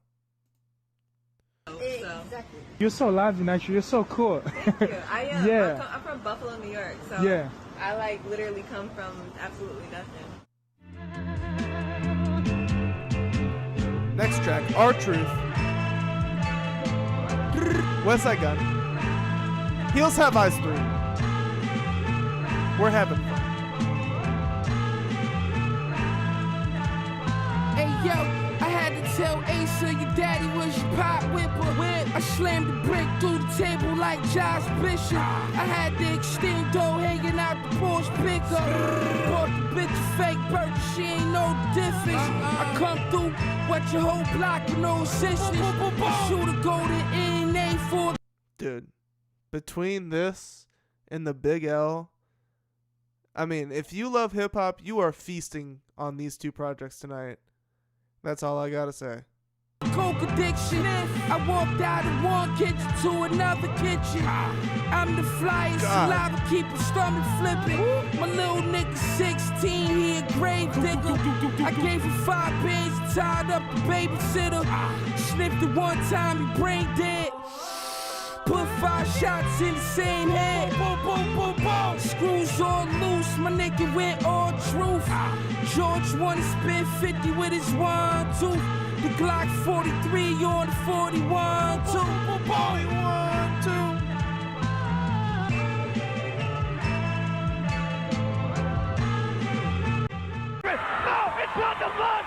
Fades out into a pro wrestling stick. I have no idea what that is underneath.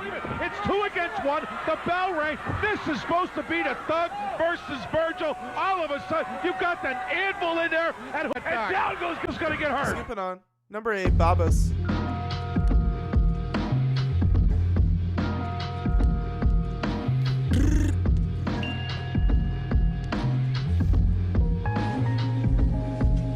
Hey yo, everything I do is clash. It's Baby Wes. This isn't Westside Gunn, bro. This song is Baby Wes. Oh shit. Switching it up. Hey yo, everything I do is clashing. Pray that this coke is elastic. Pray that they let slide free, fantastic. Had about 100 on the road, shit was massive. Plum on his back and Flake was by Backlash. You can never ever fuck with me, not a fraction. I be in the Hall of Fame, apron in the pop. Persimmies with the locks, some simmies for the ops. I was spending days sleeping on the couch. Now it's called hard jumping shore with the spots. Speeding in the trap, too many bodies made it hot. Is the mill around? Choppers getting shot. My team first 5 fiends, next war games. The eagle won't even fit in the ball means. I only play with my kids, these rappers all lame. Bowling ball, holes in your ball fade. Louis cowboy boots, I'm on my Jeff Jarrett. Wrist carrots, neck carrots. Out in Paris, 1102. I see the Eiffel flashing from the terrace. If it's Virgil, then I'm wearing it. Rest in peace, Virgil.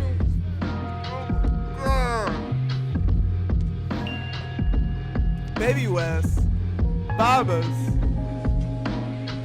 Rest in peace, Virgil.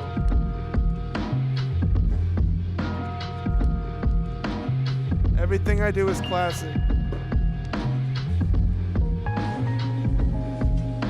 If it's Virgil, then I'm wearing it. Moving on, Gray Street. 59 seconds long on this track.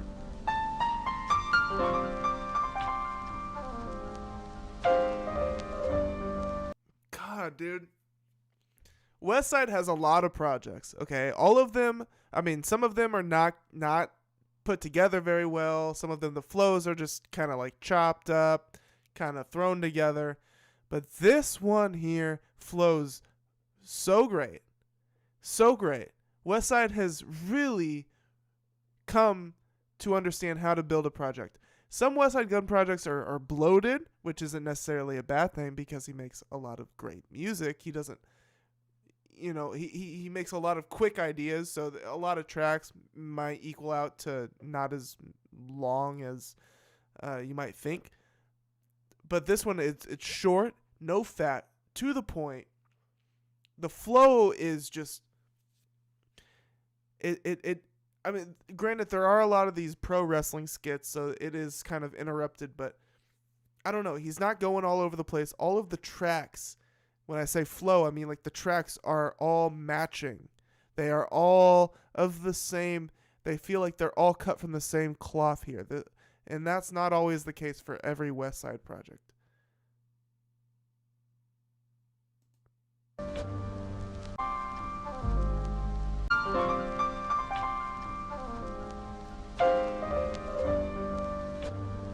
Sounds like he went crate digging again, or whoever produced this did. Sounds like he dropped the AI sampling, which I am not too opposed of sampling AI. I feel like that's, you know, just as if you're gonna sample it and do something with your own with it, that's just as creative as crate digging and you know, finding loops from old records. But what Westside was doing on some of his other more recent projects was using generative AI to create like intros or samples where they're saying, and Lil Wayne did it too. Other people have been doing it, but you know, it sounds like an old soul sample, but it's saying Westside Gunn, or it's saying Fly God, or it's saying the Carter or something. You know, that's the Lil Wayne one, but these sound like real samples, so sure. I'm grateful for that.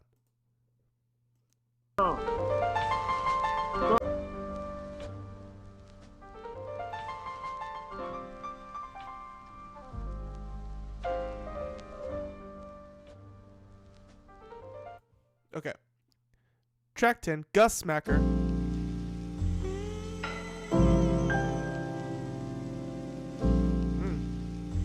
More jazz room. Live jazz bar. Ooh. That snare.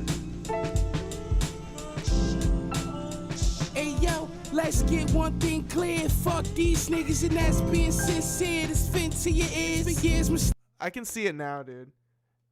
Westside Gunn tours the country, or whatever, only in jazz bars, and he performs his like drumless tracks, jazz performances, sitting down on a stool, you know, dark. Everybody's, you know, cocktails, clinking glasses, hush tones. Ooh. Let me pitch that idea to you, Wes. How do I get that idea to Westside?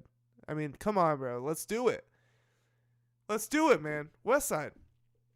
Jazz bar tour. A jazz bar tour across the country, bro. Do something different. Do something cool. Do something different. Fresh. I mean, it matches. It goes with the music. I mean, come on, bro. You're doing it yourself here, Gus Smacker. This is beautiful. Oh my God, dude.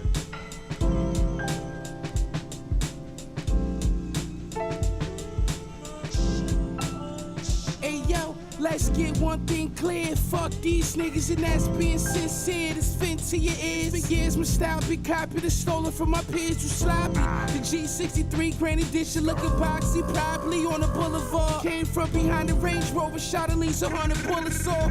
Spent too much time sweating over gas stoves. Ricky old man put the sharp nose to his dome. I seen his OG cry when he see me. He said he's so proud when he see me on the TV. I used to show him love, 320s for the 50. And then he left to rob 2 banks in Poughkeepsie. My homie been home 2 years, still burn. All he wears green Dickie sets with a tuck shirt. Connect set, he got enough work to get a studio in. Blow your head off and take it for a souvenir. Held it down on the graveyard shift. Made a wish if I could get through 1,000 squares that I'ma quit.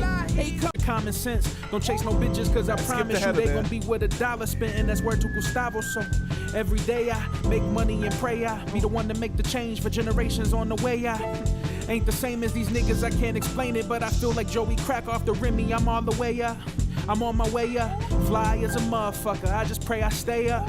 I seen too many niggas fall from the top. I'm the future, perfect timing like the ball when it dropped. Tell them free all of my niggas getting calls from the box. Break my heart, reminisce when we was all on the block. Play my part, made it out, and as hard as this shit is, they think I took the easy route. I'm appalled why you doubt, this is God. I'm Jesus walking on water, Peter beefing with Paul. This David running from Saul, this worker turning to boss. This hunger being dissolved, all money problems are solved, nigga.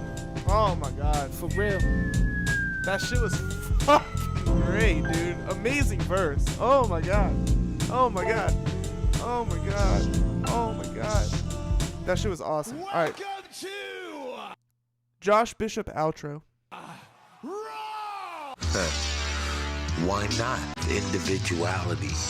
I want to begin by saying that one is too close to none, and because that there is, and you can add zeros about that.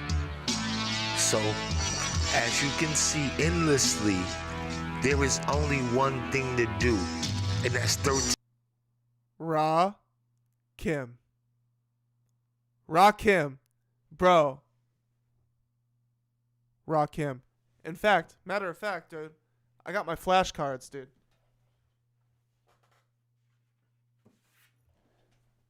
Let's say it together.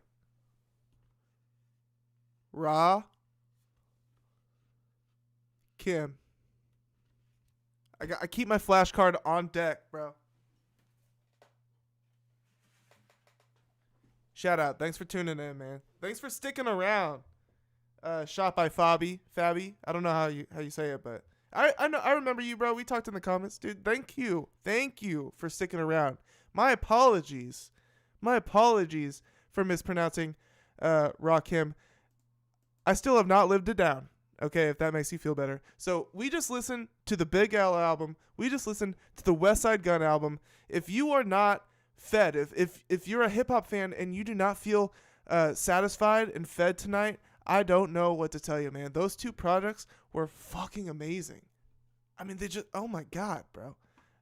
I mean, I knew there was gonna be greatness on them, but I wasn't expecting two no skippers back to back here.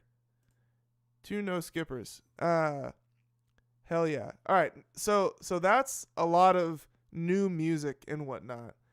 But I've got a lot of current events and shit, stories that have been happening. We're gonna start light, and then we're gonna go dive in deep to some shit. We've got Tyler the Creator. You know, as you can see from the title, Tyler the Creator has gotten in some shit, and it's bogus, if you ask me. The cancellation, quote unquote, of Tyler the Creator is fucking bogus. But we've got Diddy, so it was rumored that Trump was gonna pardon Diddy, and then the White House made a statement about it. Also, Gucci Mane opened up about his schizophrenia diagnosis. Did you know Gucci Mane has schizophrenia? I didn't know that, and I guess nobody knew that. It's kind of a new revelation. Also, Empire Records is suing rapper Lucki from Chicago for breach of contract because he released music through United Masters, which is also, I've released music through United Masters. I recommend, if you make music, if you're trying to release music, I recommend you check out United Masters. It's not free anymore, but it's still pretty cheap and it's a great service. But yeah, Lucki's being sued for using them, and we got more. All right, but first, let's do something a little light here. BigXthaPlug. I don't listen to BigXthaPlug. I'm not gonna lie, I do not listen. But I might start after this. I just might start after this. So watch BigXthaPlug. Inhale helium. I want to see if your voice can get a little bit lighter, but sometimes you need performance enhancers. Okay. Have you ever used a performance enhancer before? Oh, I probably need some because I'll be dying on stage. And this might help you. This is going to be the part where we use balloons to get helium in our voices. What are we pulling at? I think we got to put your fingers here, then pull it out. I got a grill, so it don't really. Needless to say, I'm the biggest. Ooh, I'm the largest. It goes away. Ooh. Needless to say, I'm the biggest. I'm the largest. Needless to say, I'm the biggest. I'm the largest. You sound normal. I want to see if your voice can get a. When BigXthaPlug inhales helium, he sounds normal. Okay, who would have thought? And actually, unfortunately, cut out the funniest part, because Big X, he was worried. He was like, it goes away, right? He's like, I'm gonna need this to go away, because he's BigXthaPlug. He needs that voice. Let's see if I can find a longer clip here. Let's see what this one's like. We wanna see you with it. Needless to say, I'm the biggest. I'm the largest. Needless to say, I'm the biggest. I'm the largest. You sound normal. Needless to say, I'm the biggest, the largest. Oh shit. Oh, my voice can't get stuck like this. Yeah, it comes right back. All right, hey. So yeah, needless to say, I'm gonna need my voice back, bro. Needless to say, and again, I don't even listen to Big X, but I might start now. Shit. I just might. All right. That was a quick one. That was a warm-up. 1 second here. Let me turn off the Wi-Fi. All right. So Tyler the Creator, he is in this, I don't know what to call it, cancellation, I guess. It's kind of lame. Very lame, actually. But before, or kind of like at the same time as that was going down, this video of Tyler came out where he is confronting a street harasser. Don't touch me. Don't touch me. He is, okay, god damn it. Everything's fucking collapsing. 1 second. 1 second here. Bear with me. I gotta get my screens right. My display's short-circuited on me.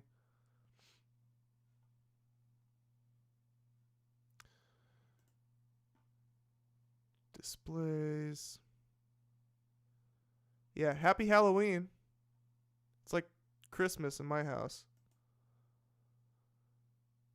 Happy Halloween. I've been nonstop eating candy. All right. Got my display back. Make sure I get my sound back here.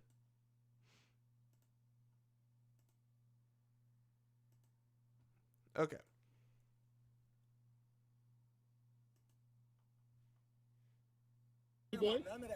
Bro, eat a fucking. What you gonna do? Pay for your lawsuits, bro. I'm loaded, bro. I'm with all that. All right. That too. Calm that down. Be respectful. What you gonna do? Don't. I ain't gonna jump on you. I ain't jumping on you. Relax, nigga. Ain't jumping on you. Because if I say go, he will go. Can I get a flick, bro? You're a goofy ass nigga. Tyler, you went to your concert, bro. Hey. All good, bro. You all good in my book. Yeah, you just acting scary. You acting scary for no reason, boy. Ain't even like that. It's all love, Tyler. Love you, man. Hey, love y'all, bro. Be cool, brother. Don't touch me. Don't touch me, boy. None of that, bro. Bro, eat a fucking. What you gonna do? Pay for your lawsuits, bro. Bro, how are you gonna tell Tyler the Creator to eat a dick? That's what I assume he was about to say, at least. Oh, this guy sucks. I don't even know what he did, but whatever he did, I'm on Tyler's side, because you pissed Tyler off. He was being an asshole or something. He was probably being super disruptive, getting in Tyler's way. He was harassing him. What that means exactly, I'm not 100% sure, but I'm sure it was annoying as hell. Don't touch me. Don't touch me, boy. None of that, bro. Bro, eat a fucking. What you gonna do? Pay for your lawsuits, bro. I'm loaded, bro. I'm with all that. All right. None of that too. Tyler's saying, I'm loaded, bro. This is a side of Tyler I've never seen. All right. For real. Interesting. I'm loaded, bro. I'm with all that. Huh. All right. Tyler's just like one of us, huh? Calm that down. Be respectful. What you gonna do? Don't. I ain't gonna jump on you. I ain't jumping on you. Relax, nigga. Ain't jumping on you. Because if I say go, he will go. Can I get a flick, bro? You're a goofy ass nigga. Tyler, you went to your concert, bro. Hey. All good, bro. You all good in my book. Yeah, you just acting scary. You acting scary for no reason. So Tyler, okay, I see what he's letting the other people know, like, yo, you're good. It's just this one guy. So see, Tyler's such a good. From what I can tell, Tyler is like a genuine person. He tries to, show love as much as possible to the people that he respects and stuff. But you don't get on his bad side. That's for reason, sure. Boy. Ain't even like that. It's all love, Tyler. Love you, man. Hey, love y'all, bro. Be cool, brother. So I guess we'll like that. I don't know. We'll hit that with a like. Why not? All right. But in other Tyler news, he's really going through it the last couple of weeks. Not just from street harassers, but also from internet harassers. Tyler's past tweets are under new scrutiny after critics say his Odd Future era normalized ignorance towards black art among his fandom. If you ask me, that is a huge stretch. Huge. That's why the title of this live is The Tyler Backlash is ridiculous. Because this statement on its face is just false. Or it doesn't make any sense. It's not based in reality. Odd Future era normalized ignorance towards black art among his fandom. If anything, the opposite. Tyler has always showed support to his inspirations.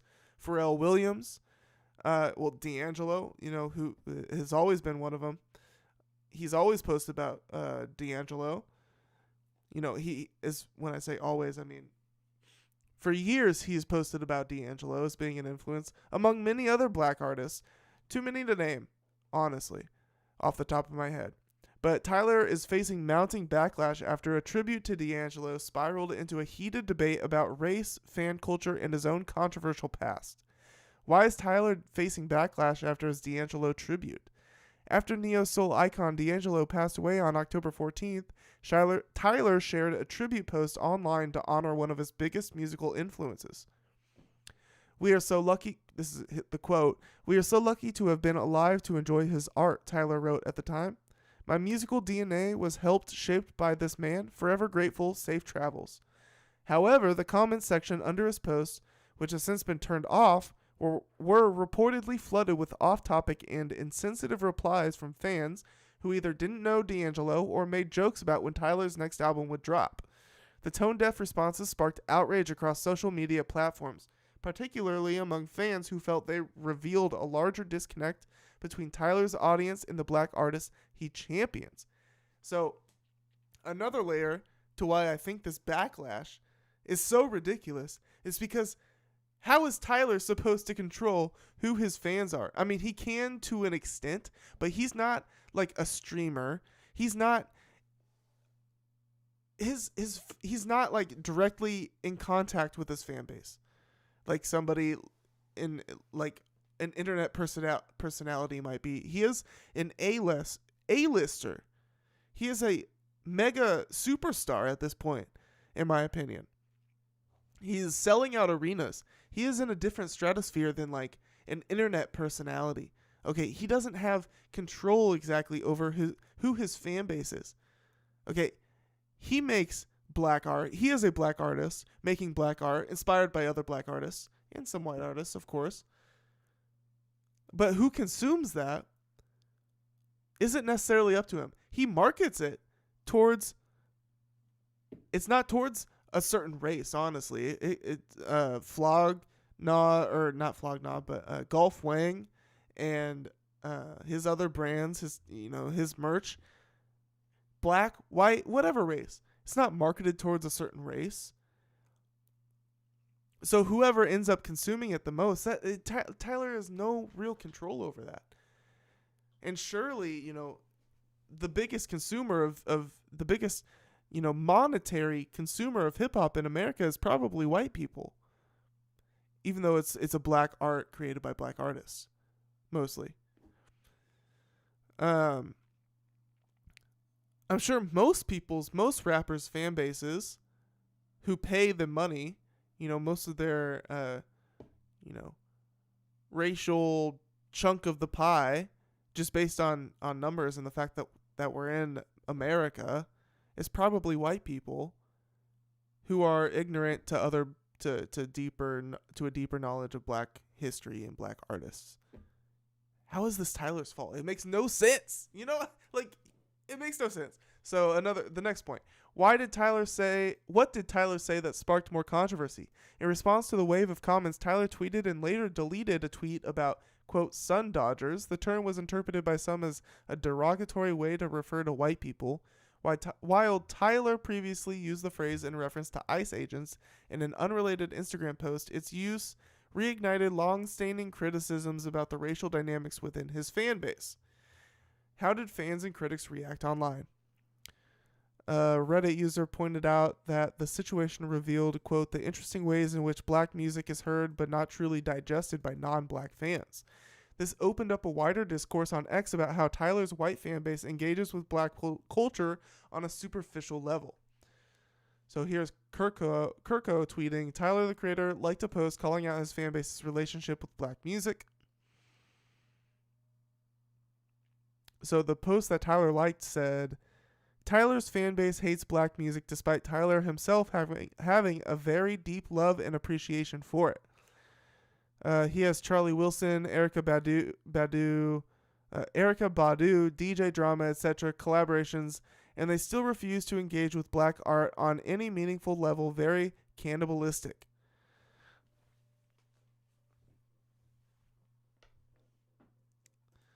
Tyler's fan base hates black music. So, I mean, Tyler has every right to feel that way. I mean, Tyler feels a lot of ways. He's always been an opinionated person and not even one to hold himself to his own opinions even. So the fact that he liked a tweet that said this is very light. It's very light. It doesn't mean much, in my opinion. Especially coming from Tyler, the creator. Although, in this moment, he's feeling this. For sure, he's feeling this this tweet here. He's feeling this idea that that his own fans hate black music. And I feel like, honestly, he probably has every right to feel that way. Because most of his fan base is probably white. Paying fan base is what I'm talking about. And that's just nature of being in America. And, the those paying fans, they're probably young. They probably don't have they probably haven't necessarily developed a very deep love and appreciation for black music. It's probably true. It's not Tyler's fault. It's not Tyler's fault, and it's really not even that big of a deal. Because Tyler probably has a pretty young fan base. Now, at this point, he has a young and old fan base. His fan base is kind of split between two different generations at this point. But still, a lot of young people. There's a lot of room to grow. A lot of room to grow. But update. Okay, let's see. Where am I at here? So Tyler hit like on that tweet. Right. The post widely circulated after the D'Angelo tribute added fuel to an already growing fire. Is Tyler being held accountable for his past behavior? Some fans and critics are now pointing fingers back at Tyler himself, with Hot New Hip Hop and Hot 97 both reporting that Tyler is being accused of cultivating the very type of audience now under fire. The rapper's critics have resurfaced alleged tweets from his early Odd Future days, and this is, dude, like, it's kind of a running joke in the Tyler the Creator subreddit about, like, the tweets are coming up again, because obviously, like, Tyler is bombastic. He's funny. He's damn near a comedian. I mean, he had a show on Comedy Central.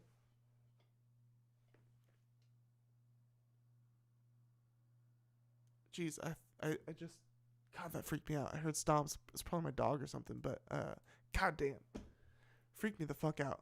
Anyways, he is a fucking comedian. Okay. Particularly from 2012 to 2014, which was definitely like his comedian era, where Tyler reportedly made anti-black, misogynistic, and other offensive comments. That was his image. He shed it. He has expressed regret about this. We're going to hold him to these things. Like, how many times are we going to do this? These tweets come up anytime. There's no hate in these tweets. That's all I got to say. And I'm going to just leave it. We could, if you don't agree, fine. But just understand, you're wrong. Actually, okay, this is the tweet. Actually, I went and got my own screenshots of Tyler the Creator's tweets. So I'm not going to read them, but you can here. I'll open them up. I'm not going to read them. I don't want these words coming out of my mouth. I don't want, these clips or whatever the fuck. Nobody's clipping this shit, but just saying. But, this is a black man tweeting about black issues in America. He has every right to. This is comedy, guys. This is comedy, right? By the way, the black dude from Victorious is Leon Thomas, who is now has a budding music career. Hilarious how things are all still relevant. Okay, as you can see. Oh wait, what was this one?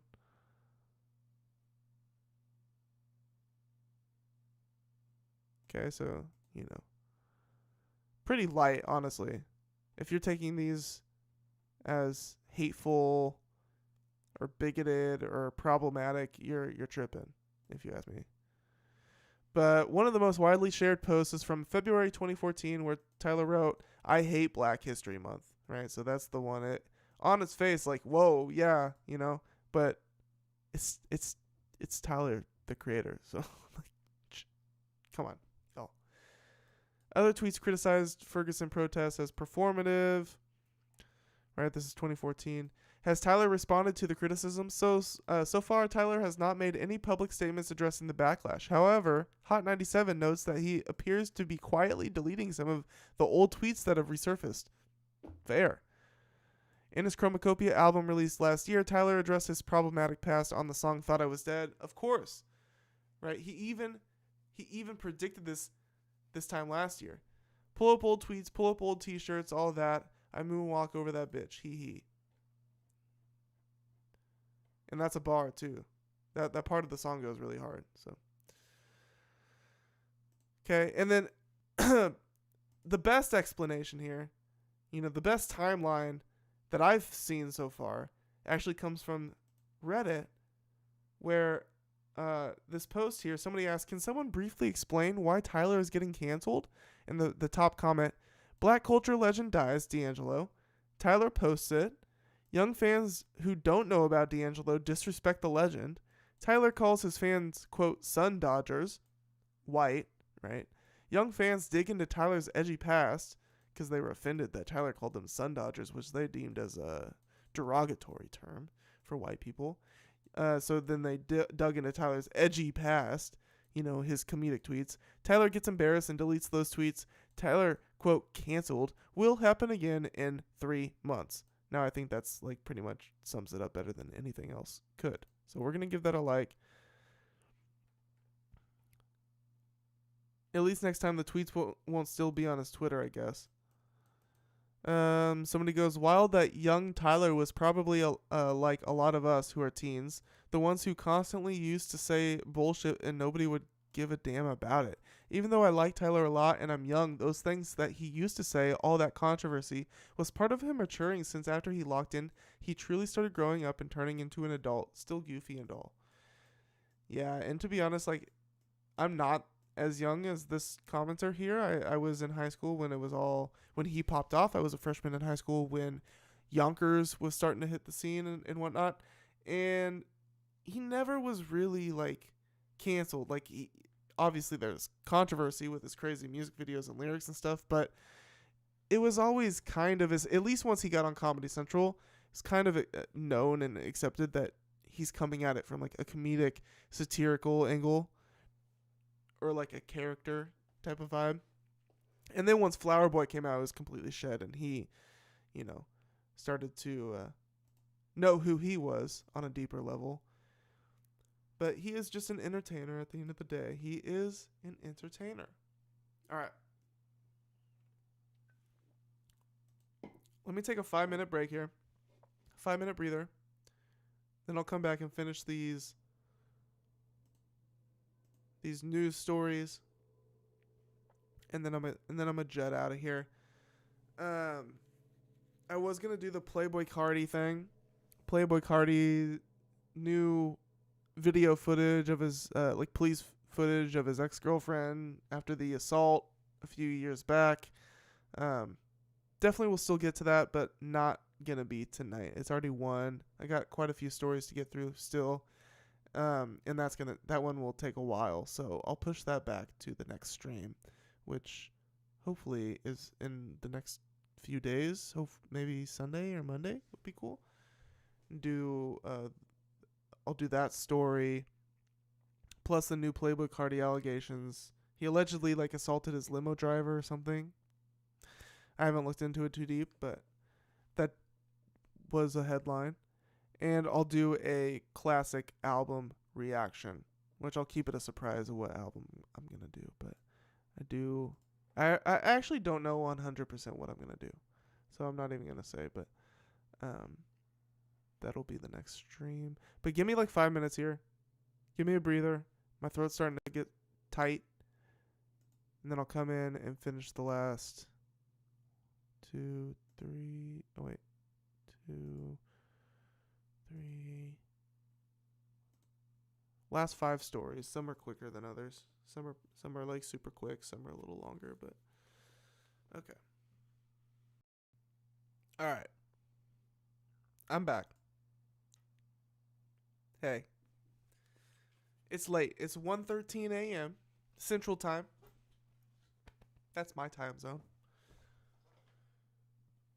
But we're rocking and rolling. We got 5 more stories to go. I'm getting my burps out. We got 5 more stories. We're going to knock these guys out. And then I'm going to get to bed, because I got to wake up early. Alright? But we're going to give these stories the time and the attention that they deserve. Okay, starting with some Diddy news. The Diddy news never ends. It really never ends.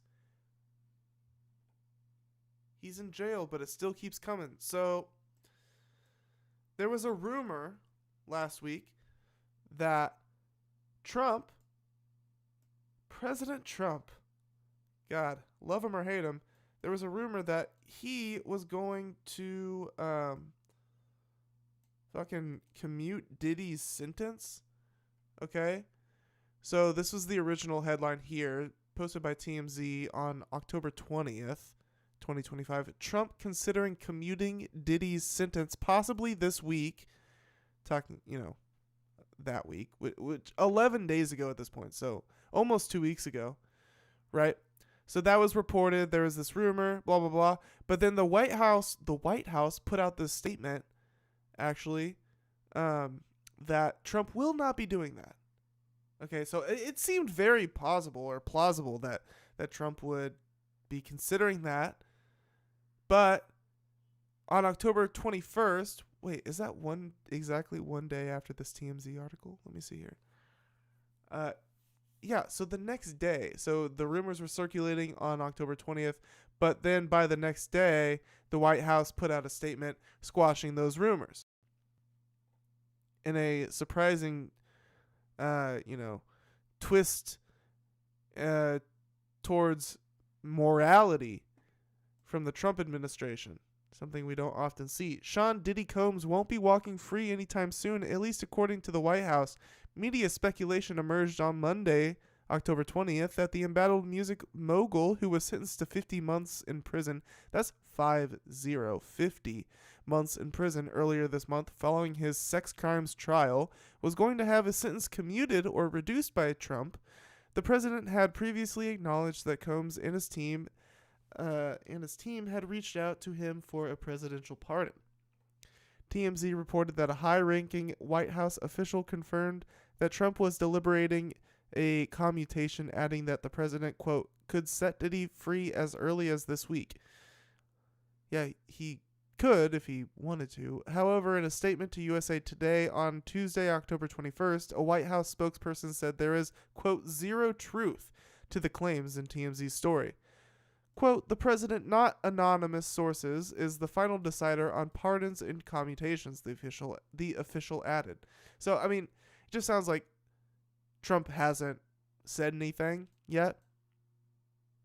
But I won't be surprised if when the time comes, that idea will, when it's pardon time, that idea might sound enticing to Trump, depending on what he is offered in exchange, because there's going to be some fucking, which is surely extremely illegal, and but apparently laws don't matter anymore. Combs, who was arrested in September 2024 on charges of sex trafficking, racketeering, and transportation to engage in prostitution, received a split verdict on July 2nd that acquitted him of most of the serious charges and convicted him on the 2 prostitution counts.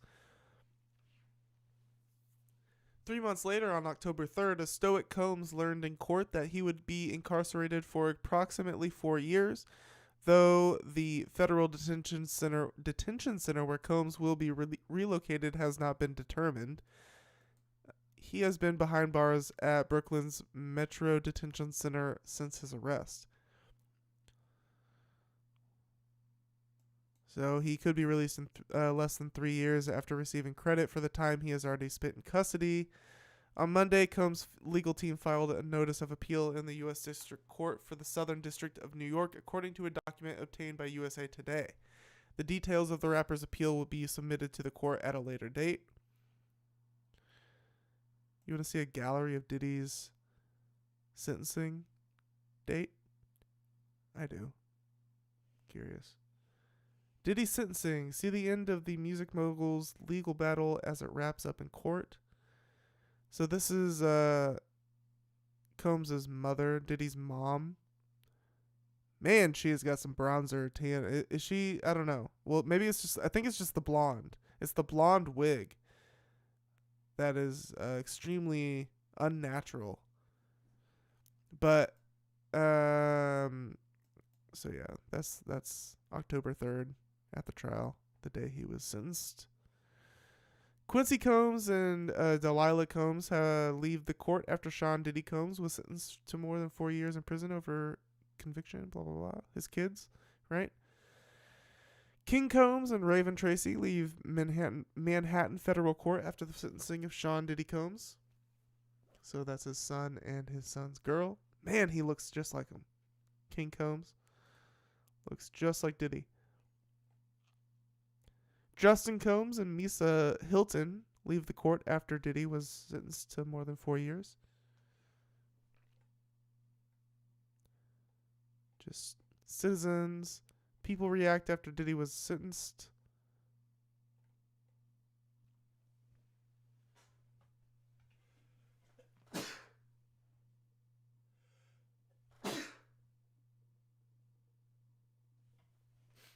Bless me. Okay, I'm bored of this. Of these pictures. So on the 20th of October, TMZ posted those rumors.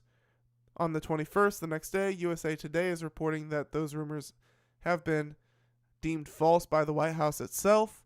And then, when I pulled up this original TMZ article posted on October 20th, there was an amendment to the title.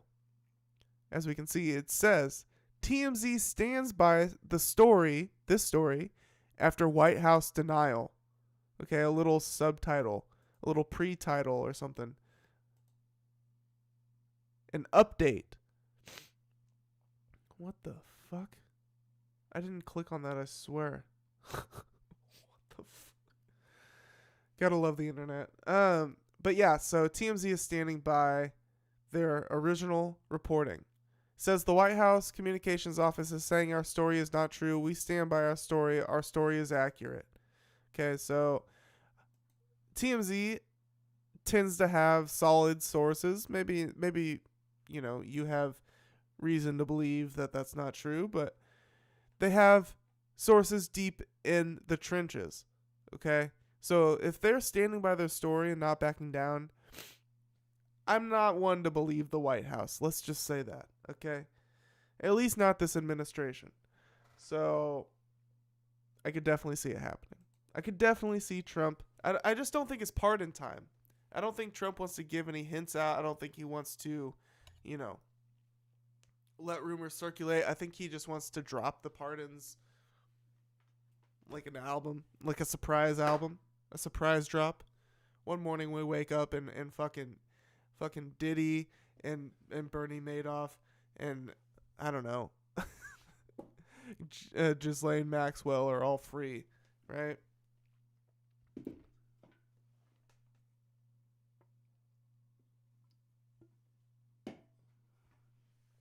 Is Bernie Madoff even alive? I just spit.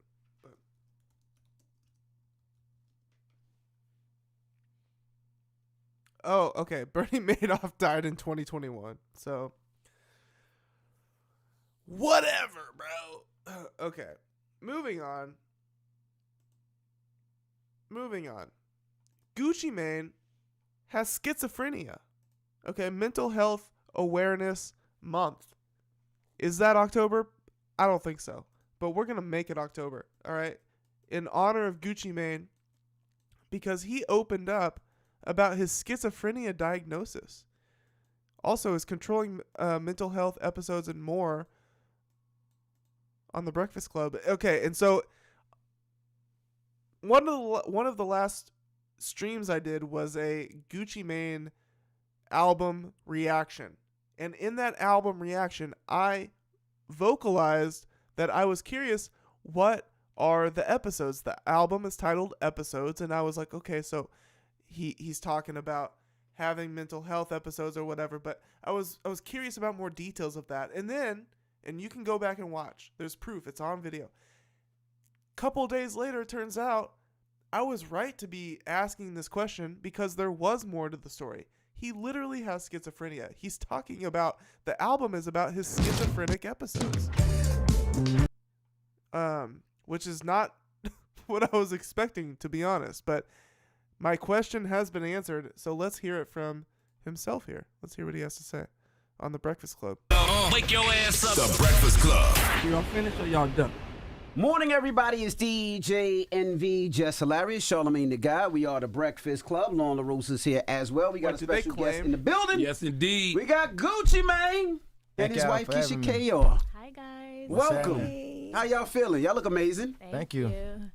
New book out, episodes. Yes. Man, I thoroughly enjoyed your book, Gucci, man, because, you know, we give people... Bro, I should cop the book. Also, shout out, speaking about books, I should get this, and you should too. We should all read Episodes, the new Gucci Mane book. But I also want to give a quick shout out, side note, to the new Almighty M80 book, which I have not yet purchased, but I plan on it, and I plan on reading it.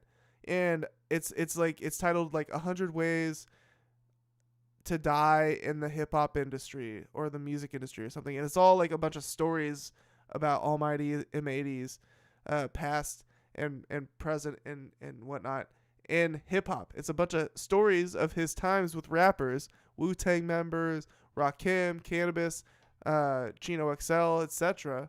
So that's just a little plug for Almighty M80, a free plug for him. But I gotta cop this Episodes book. That'd be props when we were dope. younger for being real, and a lot of things that we say is real is like when somebody gangster, when somebody, you know, we call them tough, but to me the most realest thing you can do as you get older is just be vulnerable. Yeah. You know what I mean? And go on a journey of healing and share that journey with people. And you definitely did that in this book. Thank you. I brother. appreciate that. I always see you talking about mental health. I be listening to y'all.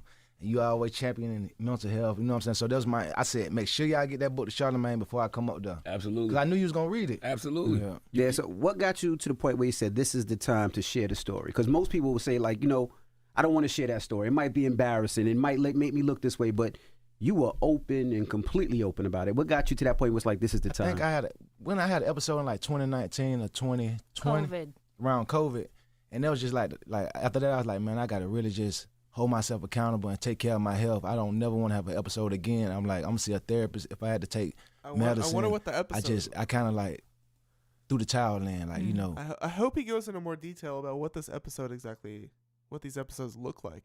What I need to do to get better. I just didn't never want to have that happen again. And then my wife was pregnant with my little boy, and I'm like, I don't want to raise a family, and then my mental health gone. What if I have an episode I can't come back from? You know what I'm saying? So I just like starting to do the work and like start seeking the help. And Keisha, I'm glad you're here because we always have conversations about the people who have to deal with the individuals with the mental health issues. It feels like nobody ever speaks to y'all. It's tough. What made you not run? Because you could have ran. You could have been like, I'm out. Nah, this ain't for me. But you stood 10 toes down and said, I'm going. I experienced him going through episodes before we were married. And I was like, man, somebody got to help this guy. It was really, really bad. It's really sad because you're seeing someone you don't know. They're saying things to you that are disrespectful, so mean, and you have to just like, but I'm not talking to Gucci. Who is this person? Right. So I felt like if I left, he wouldn't have been the same. He needed someone to help him. And then when we were supposed Damn, she loves him. That's so dope. to get married, someone said to me, you know, you're going to have to deal with this through your marriage, right? And I'm like, I'm cool with it. I'm going to fix him. You know.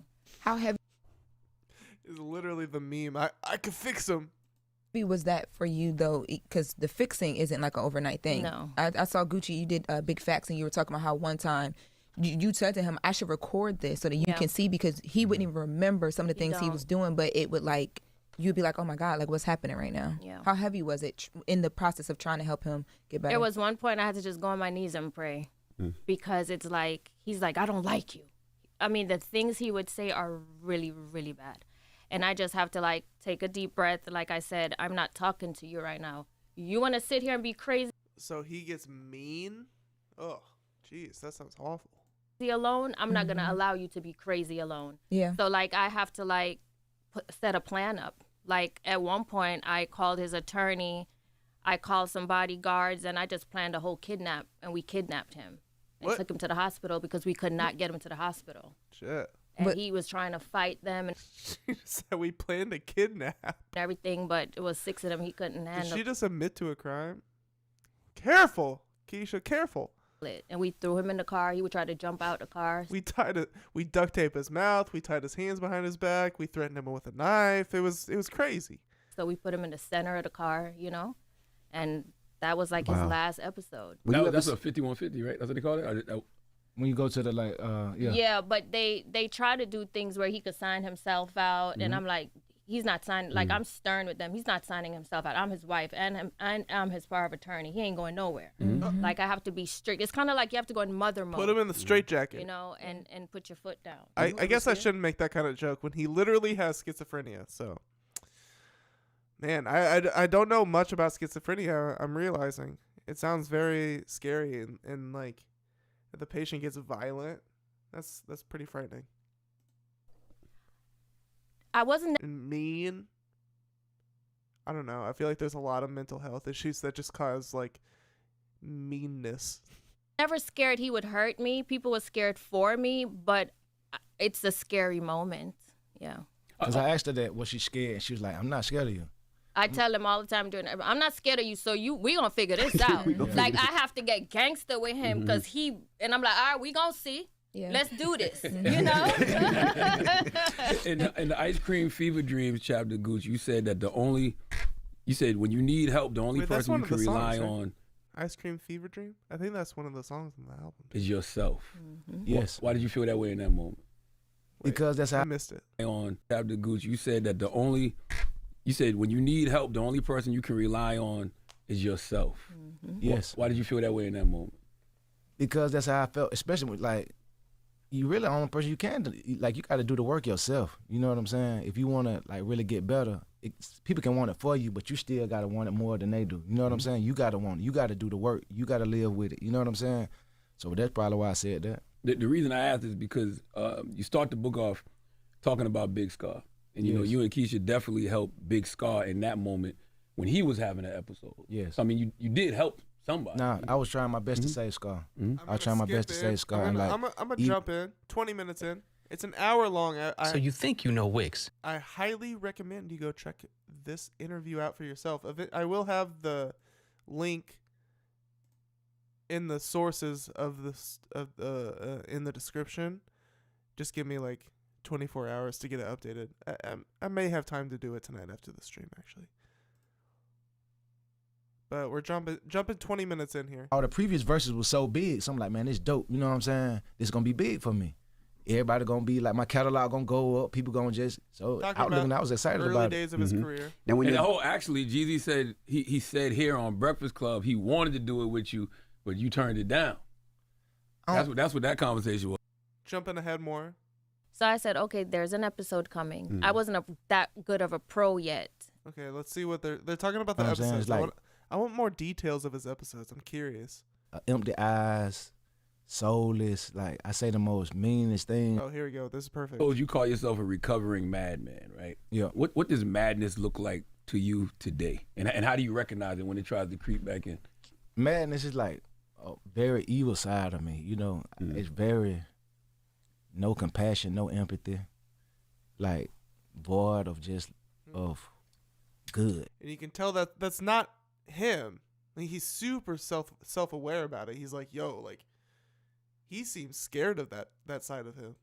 You know what I'm saying? It's like empty eyes, soulless. Like, I say the most meanest things. Like, that's why I said so embarrassing afterwards. Like, God, like, I can't even believe I be saying stuff I can't even think I know how to curse and say stuff like that. I be going so deep into the dungeon. I'm talking about seriously.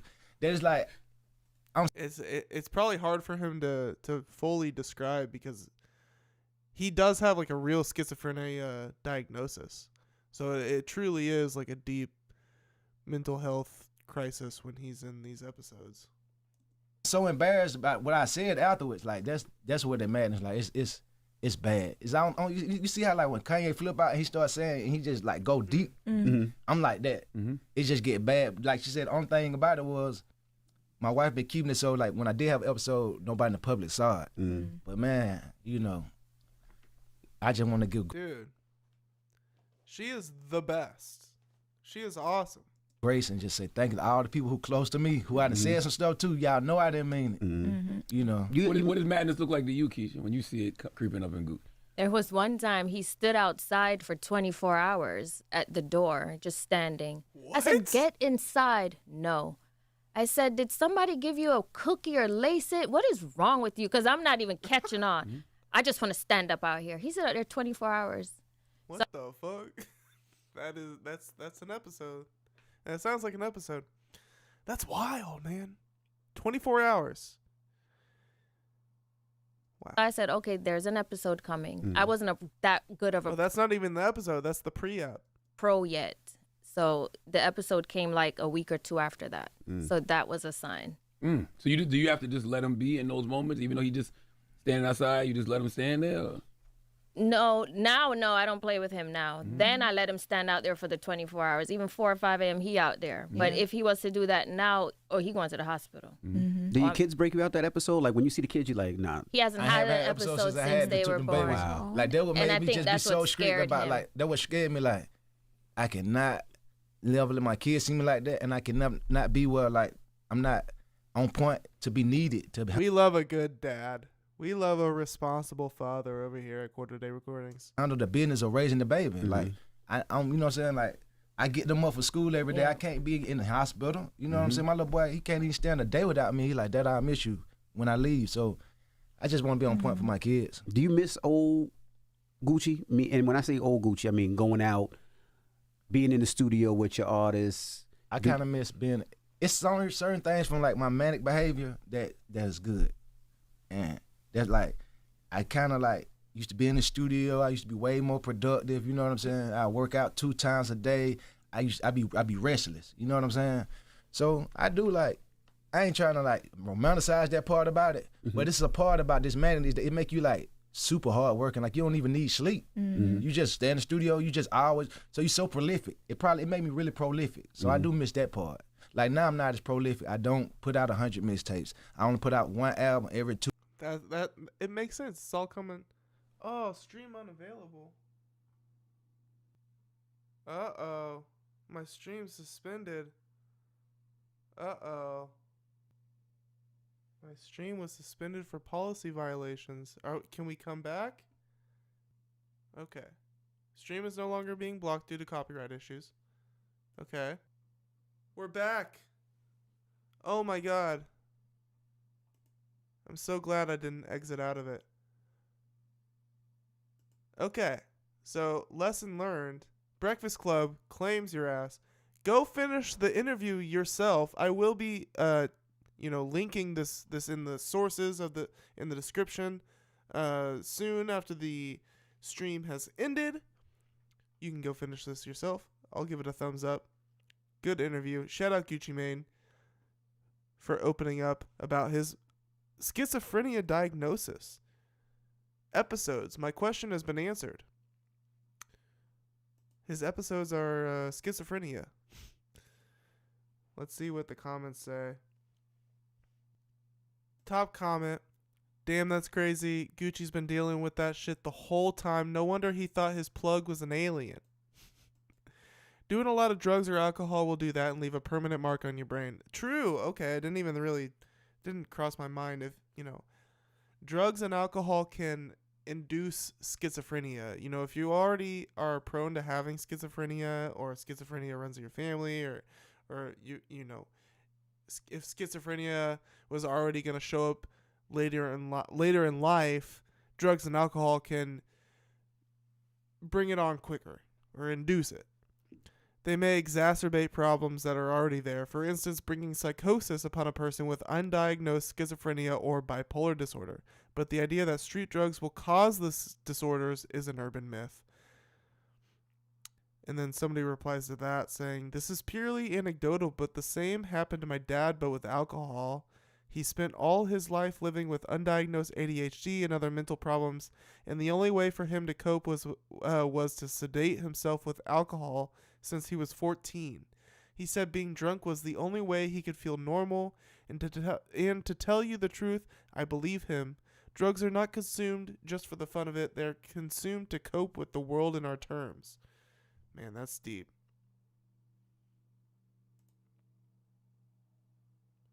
Deep shit.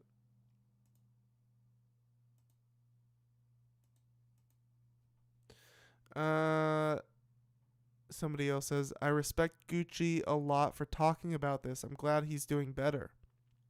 A living legend. For sure. Somebody goes, imagine being in solitary confinement or just prison in general, and it helped to contribute to his mental condition and deepened his issues with schizophrenia. Ooh. Sad.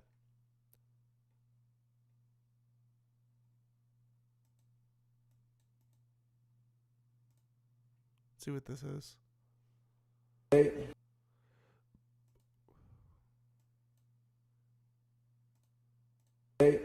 is what you got a nigga doing. Gucci's tired of eating healthy. He wants a Baby, burger. shit just go sour. Hey, y'all check this out, right? These a couple homies. Can anybody go over to Miss Anna Memorial Drive and bring a nigga ghetto burger, man? Y'all please tell my girl she go get her hair done. She got a nigga motherfucker popping popcorn, all kind of shit, man. Say what now? This is your lunch. A nice fruit Lunch? bowl. Babe, come on now. Stop playing games What do you right want? now. I want a hamburger. Help. No. Baby's eating his lunch. Babe, you're so spoiled. Oh, shit. There go my motherfucking friend. There go my motherfucking partner. Babe, somebody got to do right by the water. I don't know. Okay, I'm backing out. I don't know what's going on.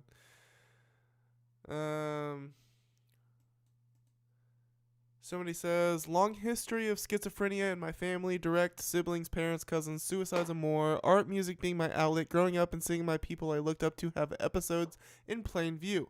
Just like what was going on at home while the world watched and laughed, fucked me up in ways I still can't articulate. Somebody replies to that saying, I'm so sorry you went through that. Ableism fucking sucks, but people barely ever talk about it. This world isn't nearly as progressive as people want to make it seem. I've had a psychotic episode, and so did my brother. I'm not schizophrenic, though. Someone goes, the segment with him talking about the verses in the Plane story with Jeezy is hilarious. I didn't get to see that part. Okay. So I need to read his new book. I need to get it. I need to take a trip to Barnes & Noble and get the new Gucci Mane book for sure. I will be doing that when I have a little bit of extra cash. And the Almighty M80 book. Okay, moving on. Empire Records sues rap artist Lucki for breach of contract recording song with another label. And guess what that label is? United Masters. Okay?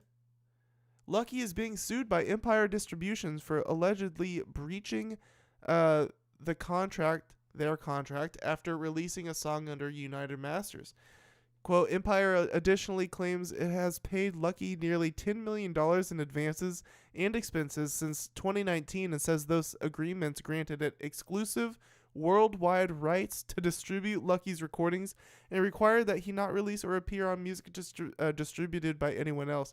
Dude, Lucki skirting around his shitty contract with Empire, which doesn't suit him or fit him at all, besides the $10 million loan, to you know, they're locking up his music. Lucki is releasing music behind their backs now through United Masters. It's so funny, dude. It's what, like, anybody would want to do, but if you're, you know, wrapped up legally, wouldn't be able to do. Lucki just doesn't give a fuck.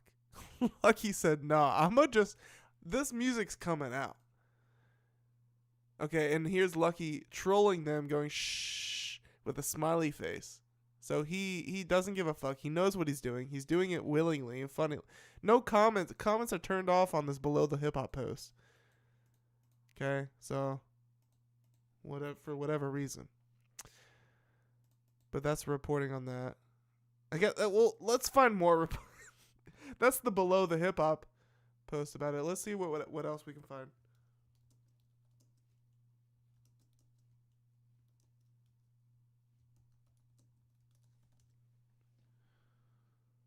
Okay, here we go. Complex has a nice little write-up. Lucki sued by Empire after releasing song via United Masters. Just one song? Are you kidding me? If it's just one song? Wow, Empire was quick to act.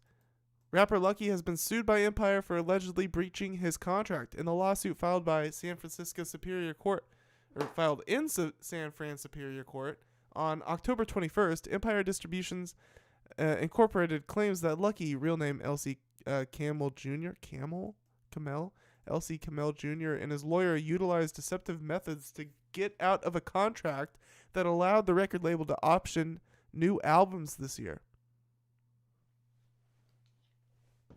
contract from last year that followed a deal from 2019 gave Empire the options to 3 more albums after the release of Gemini LP last June.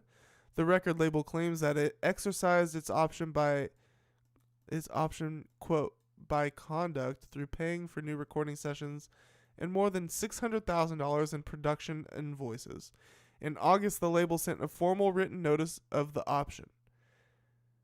Empire alleges that it has paid Lucki almost $10 million in advances and expenses since his deal in 2019, with those agreements giving it the exclusive worldwide rights to distribute his music. The lawsuit claims that the rapper's lawyer sent a termination notice of option in July, giving Empire 30 days to respond. Their issue with the notice was that it was allegedly hidden in a certified mail letter inside one sentence in the last paragraph, and that an email had been sent containing the exact same content minus one sentence containing the termination. Empire believes that the letter, along with the duplicative email, was designed to trick its execs into missing the option window. So, yeah, not looking good for Lucki. That it sounds like Empire's onto something. Empire's in like this investigative role here against Lucki here. It's not looking good for Lucki, if you ask me. I mean, for a record label to go to these lengths, they must really be, have real reason to believe that they're right. Lucki released the track Not So Virgo of You on October 1st via United Masters, which Empire argues that this violated the exclusivity clause of their agreement and led to, quote, irreparable harm. It's a little extreme. Empire seeks injunctive relief to block more releases in a formal declaration that their agreement from 2024 will remain intact.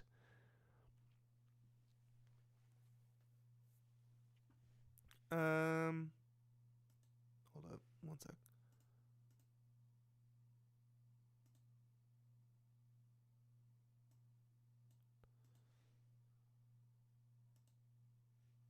Oops.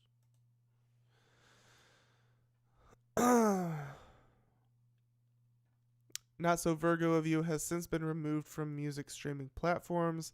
Lucki's lawyer argued about the rapper's deal with Empire in a July 2025 letter included as part of the suit, alleging that it's quote unfair due to a 50% profit split that's worse than industry norms. They may have a point there. The lawyer also claims that it allows the label to recoup its marketing expenses directly from Lucki's share of profits.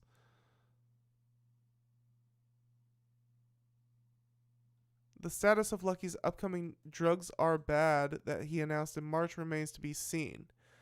And so does the album itself. I added that last sentence there if you didn't catch that. Smooth, Derek, I know. So yeah, I guess that's where that's at. We will keep tabs on that. I'm sure more will come from it. At least some sort of resolution, hopefully. Soon. Okay. So 5 days ago, my friend Below the Hip Hop here, who actually has never interacted with me, but maybe will eventually if I keep posting content about them, because they're a great source of, rumors and stuff that's rumbling on the streets in the hip hop realm. But 5 days ago, directly in the wake of the new Scaring the Hose director's cut released by JPEGMAFIA and Danny Brown, it was noticed by people that Danny Brown and JPEGMAFIA unfollowed each other on Instagram or Twitter. Looks like Instagram here. Okay. And then JPEGMAFIA also tweeted that same day or around that same day, Scaring the Hose director's cut. This is the last time I acknowledge this child publicly. That's a tweet from JPEGMAFIA on the same day that him and Danny Brown supposedly unfollowed each other according to these screenshots we've got here. Okay, that was 5 days ago. I wrote that down. I was like, ooh, trouble in paradise here? What's going on? Okay. Also, comments are turned off on Below the Hip Hop here. It looks like all of Below the Hip Hop's comments are turned off right now. I wonder why. But so that was 5 days ago. Today I pull this up, preparing for the stream. I go and check Instagram, wondering, are they still unfollowing each other, or were they even ever unfollowing each other in the first place? I don't know if that's true, but I checked today. They are actually following each other on Instagram now. So I wrote this down originally as JPEGMAFIA and Danny Brown broke up? Question mark? Like, what's going on? They broke up. JPEGMAFIA is saying he's never going to acknowledge this album, their collab album, ever again. They unfollowed each other. What's going on? Today, they're following each other. Okay, and I got it. It's worth pointing out. Now, the reason I could have just tossed this at that point that I noticed that they were actually following each other.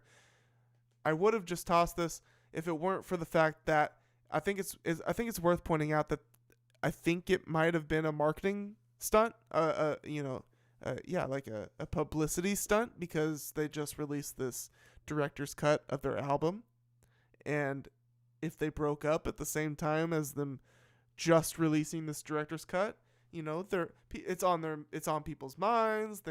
They broke up, they unfollowed each other. Now they're following each other again. I'm picking up publicity stunt marketing technique. I don't know. Who's to say? I don't know. But this post got 4,527 likes. So if it was a marketing stunt, it might have worked to a certain extent. I don't know. But this is the only account I saw posting about it. Little interesting. I just want to point these things out. Things I notice going on here. All right. Last story, and then I gotta go to bed. It's almost 2 a.m. here. Last story. Cameron sues J. Cole over Ready 24, which is a song title, collab song.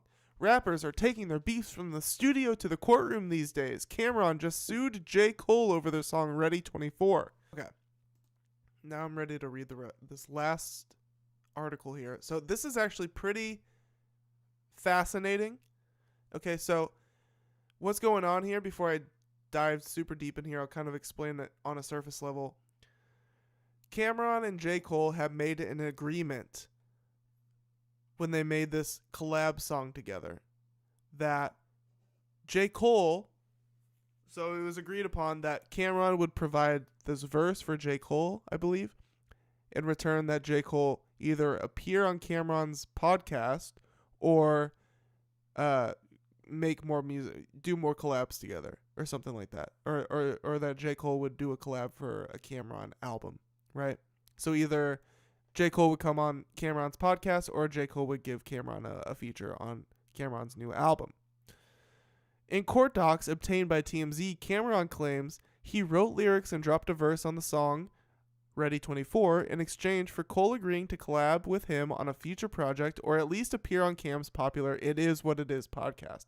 Cam alleges that 2 years after the recording, J. Cole neglected to do either. Okay, so now at this point, I'm wondering, was this a written agreement? How was this agreed upon? Was it legally binding? Was it a legally binding agreement? What are the circumstances here? Cam says Ready 24 was recorded back in 2022, and from July 2023 until April 2024, Cam says he continued to communicate with Cole, who repeatedly stated he was unavailable for the podcast. Cam also says the subsequent music collab between them never materialized, despite efforts by Cam to put it together. So Cam supposedly made substantial efforts to make the collaboration happen, and J. Cole just was blocking it, obstructing it over and over again, even as something as simple as just hopping on a podcast and yapping for an hour. Cam says he hasn't been properly compensated and wants a judge to declare him co-author of Ready 24 and to order a full accounting of any money earned by the song so he can get his share, which he estimates to be in excess of $500,000. Dude, if J. Cole is making $500,000 from a random Lucy single song that he puts out on streaming, I'll be shocked. I don't think that's. I highly doubt $500,000 has been generated from this song. Maybe I'm wrong. I mean, J. Cole is massive. His fan base is massive. So maybe I'm fucking wrong. Maybe I'm wrong. I mean, how many streams would it take? I mean, we can do that math, right? Let's see.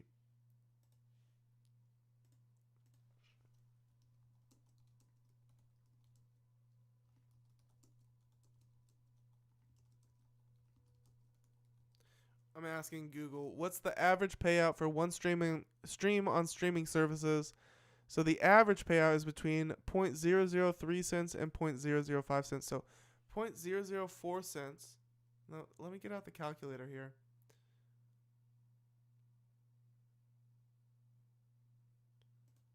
So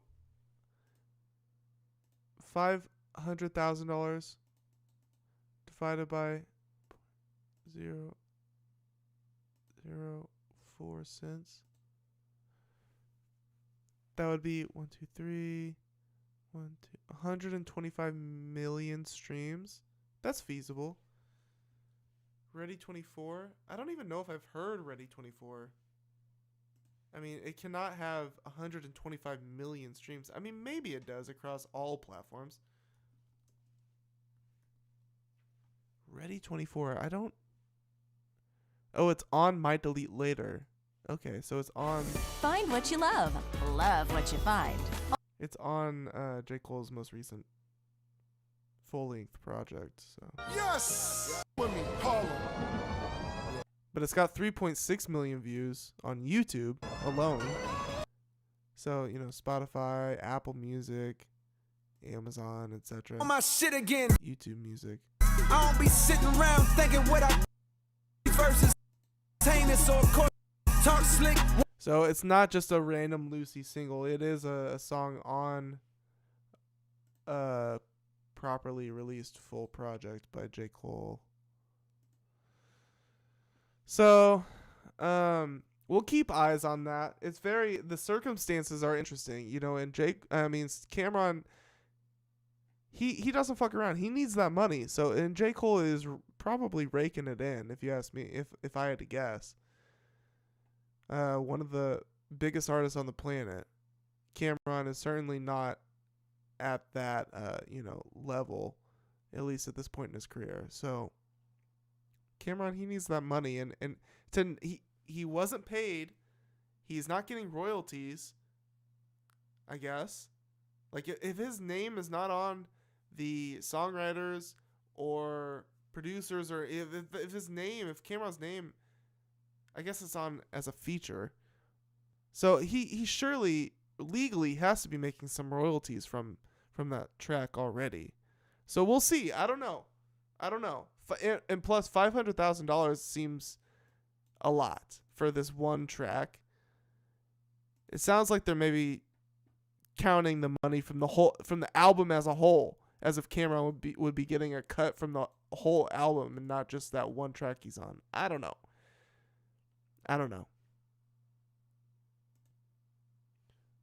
Let me see what the temperature is on Reddit.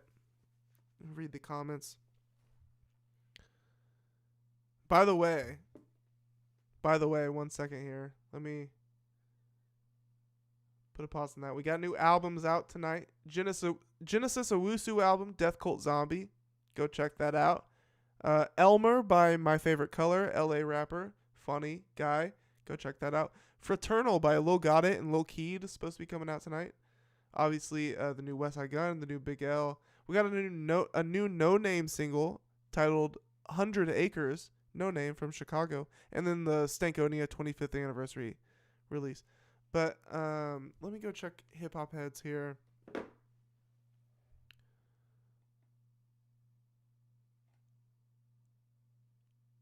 Oh yeah, also the Drake and Adin Ross thing.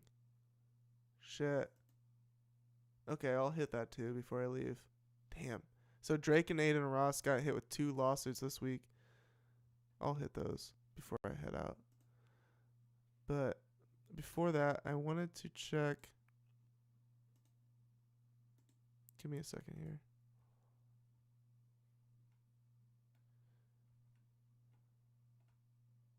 Ooh, fresh album. New Billy Woods album. August Fanon and Billy Woods, Gollywog. Wait, that's already been out, right? What? Okay, I'm confused. We got a lot of stuff happening tonight.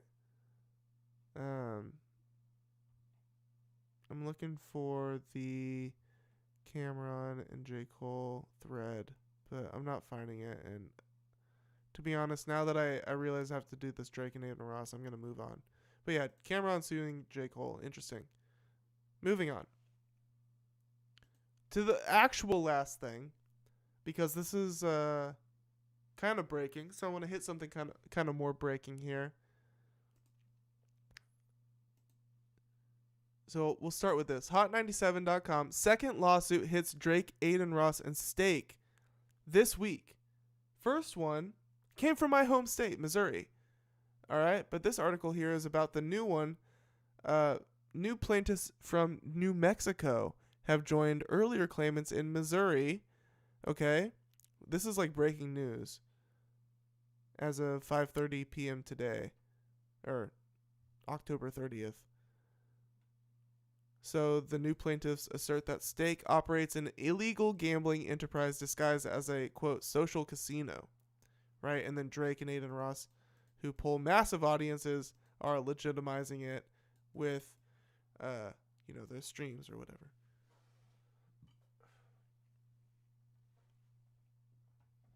According to details reported by Casino Beats, plaintiffs allege that Stake's supposed social gaming is merely a front. The platform uses a dual token system in which non-redeemable, quote, gold coins generate redeemable Stake cash. Redeemable Stake cash. The conversion occurs at a 1-to-1 rate with the U.S. dollar. Critics describe the setup as a virtual clone of a traditional casino, because of the 1-to-1 conversion. Both Drake and Ross are accused of profiting substantially from promoting the platform, reportedly making millions annually. Now, of course, Drake quit Stake abruptly after an embarrassing night or two of streaming with Adin Ross. Earlier, pretty recently, last month, maybe August or so. August or September of this year, 2025, Drake and Adin Ross did these kick streams together, and Drake ended up embarrassing himself a couple of times, and then the next day he texted Adin saying, yo, I'm out. I'm not doing this anymore. So who knows what tipped him off to back out at that point, or if he just was embarrassed enough to back out on his own. I can't necessarily imagine Drake making a good call like that, but he was smart enough to know it was a good idea, whoever brought up the idea, to back out. Maybe they caught wind of some potential lawsuits coming down the pipeline or something, I don't know. But Drake, Ross, and Stake, which owns Kick, are all accused of promoting gambling to youth. The lawsuit raises concerns about social responsibility, stating Stake threatens the welfare of Missouri residents and especially its young people. It further and I couldn't agree more, honestly. It further contends that Drake's involvement amounts to an implicit endorsement. As a result, it glamorizes gambling for millions of fans, young fans, kids. The filing also claims that Stake provides, quote, house money to Drake and Ross. This is all stuff that we have known. Okay, XQC does it, Trainwreck does it. They all get fronted money by the gambling company to gamble on stream so they can lose and it doesn't hurt them, but people see it and it's bad, it's dangerous. It's self-explanatory. So the filing also claims that Stake provides, quote, house money to Drake and Ross. This suggests that publicized losses are carefully staged promotional tactics. Drake has yet to comment publicly on the allegations. Adin Ross, however, has dismissed the claims in a social media post, calling the lawsuit bullshit and urging followers to examine the documents themselves is fucking bullshit, he said, expressing frustration at what he described as misleading accusations. I guess we'll see. You know, I don't have any proof one way or another, but I know what has been talked about for years now and speculated for years now. And I'm pretty sure it's just known in certain cases. Let's see what I can find quickly.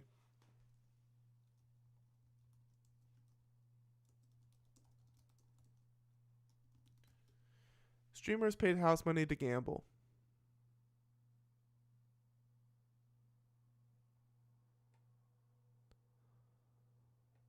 Here's one from 2021. Twitch streamers rake in millions with a shady crypto gambling boom. From 2021. So, like, anybody who knows, if you know this world, like, if you're keyed in, this is not new news. This isn't groundbreaking news or like, you know, earth-shattering revelations here at this point. And Twitch is as most can see now, such a shady fucking organization. All the way up to the top, to the CEO position. Okay, and it goes back as far as 2021 with them, you know, endorsing and popularizing this shady crypto gambling stuff. But the company says it closely monitors gambling content. But legal experts told Wired that some promotions may be illegal. So this is a long article here. Well, I guess it's not that long, but my throat is just I can't do much more here. Can't do too much more. It's closing up here. This seems like a good article though. I will link it in the sources on wired.com. But it's talking about train wrecks, hitting the slots on stake.com. As far back as 2021, this has been a problem for 4 years. An entire high school career, this has been a problem. So he'd been winning big, talking about train wrecks. Sometimes as much as 400,000 in crypto in one fell swoop, and he never seemed to go broke. The problem, it wasn't allowed. If you visit Stake on a US-based browser, a message will quickly pop up on the site. Due to our gaming license, we cannot accept players from the US. Though Stake doesn't possess a gambling license in any state.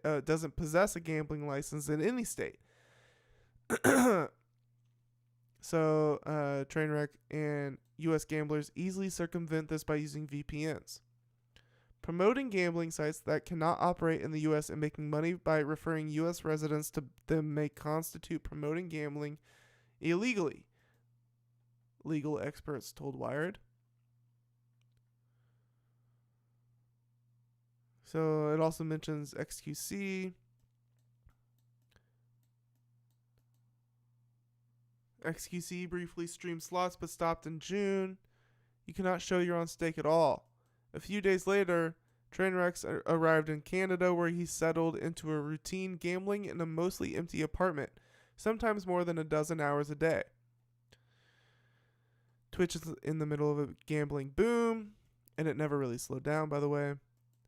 Fueled by the rise of so-called crypto casinos, websites where gamblers can purchase a cryptocurrency like Bitcoin and Ethereum for use in digital games of chance like slots, blackjack, and baccarat. Right. So a Wired review found that 64 of the top 1,000 most trafficked Twitch streamers have streamed crypto slots or advertised sponsorship deals. That's really not that much. Found that 64 of the top 1,000. That's not that much. But still a substantial number, 64. I mean, you know, It's a lot.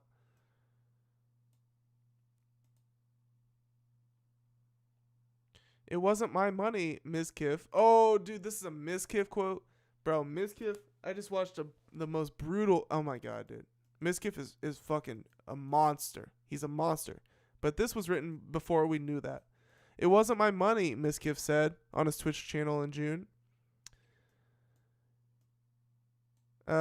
Ronaldo, 26, says he was getting offers to do gambling streams for $35,000 an hour, double the price tag of his typical sponsorships, for 10-hour-long streams over the course of a month. One individual who works with multiple Twitch streamers says that tens of thousands of dollars per hour is normal for these streams. He had streamed gambling earlier this year, just 5 times in April, and he says sponsors were fleshing out his crypto casino account.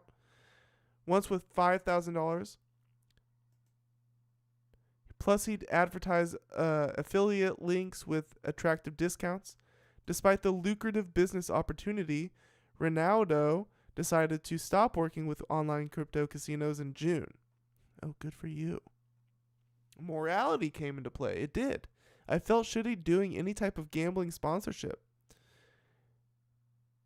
Oh, this is Ms. Kiff is Ronaldo. Oh my God, dude. Oh my God, what a phony. What a phony. He's about to start doing crypto streams again. Guarantee he's about to start doing them next week, this week, tomorrow perhaps.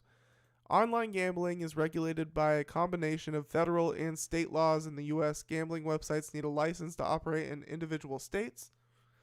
It doesn't matter whether they're operating with hard USD or digital currency. But stake and dual bits are based offshore in countries like Curacao. Yeah.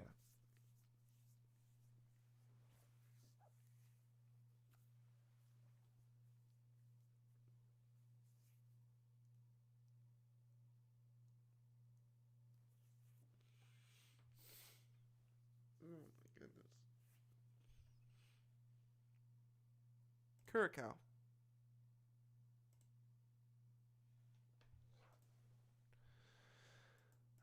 And they don't have these licenses that are needed to operate in the U.S. And people just use VPNs. Great security we got.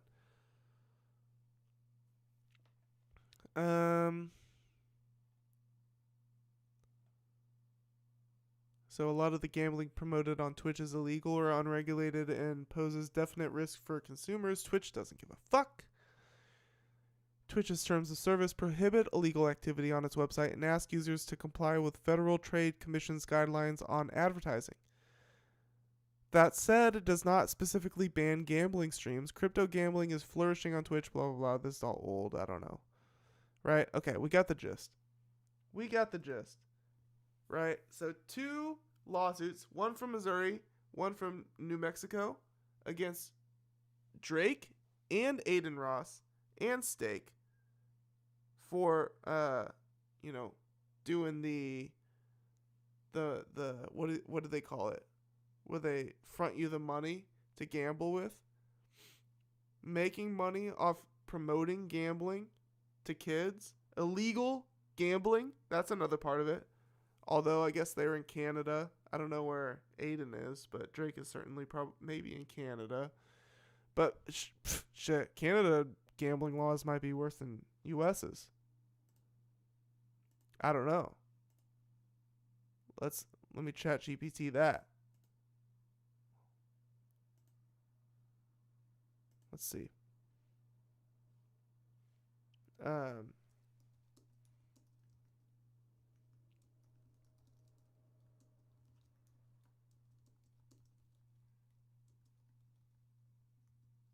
How are Canada's gambling laws compared to the US's? Canada's gambling laws are similar in structure to those in the US. Both countries give individual regions significant authority to regulate gambling, but Canada's overall approach is generally more centralized, uniform, and socially cautious, while the US is more fragmented and commercially driven. So, they definitely seem a little more conservative with gambling in Canada, which is not going to help Drake. So, yeah, yikes. They should be a little nervous. I don't know what kind of money they're facing, but they deserve to be taken down a peg, if you ask me. Drake and Adin, at least monetarily. I mean, I don't know. At least for the crypto shit. At least take their crypto gambling money away. I mean, that's just fucked. Getting little kids addicted to gambling, not understanding the consequences or you know, the addictive nature of gambling. It's sick. It's just sick. Yeah. All right. So that was a lot. Maybe a little shorter than some of my other streams, but my throat is tired. It's closing up on me. So I gotta go, and I gotta wake up early. I gotta work in the morning. I'm so glad I finally got the shelf set up. I'm so happy I'm getting cozy in this new home, getting comfortable here. I'm feeling good. Stream was great tonight. I had fun. Listened to Harlem's Finest and Heels Have Eyes 3, Big L and Westside Gunn, new albums. The Tyler Backlash is really freaking dumb. It's so dumb. All right. And we learned a little bit about a lot of current events and blah, blah, blah, and all of that. All right. I've been Derek Obscure. Oh, yeah. By the way, if you enjoy this content, hit that thumbs up button, please. Okay. If you like the type of topics I covered, if you like the type of music I listened to and recommended and all of that tonight, hit that thumbs up button. Helps out your algorithm as much as mine. You know, subscribe if you want more of this type of content. I've been your host, Derek Obscure. This has been Scratched Up Live, number 52. Peace.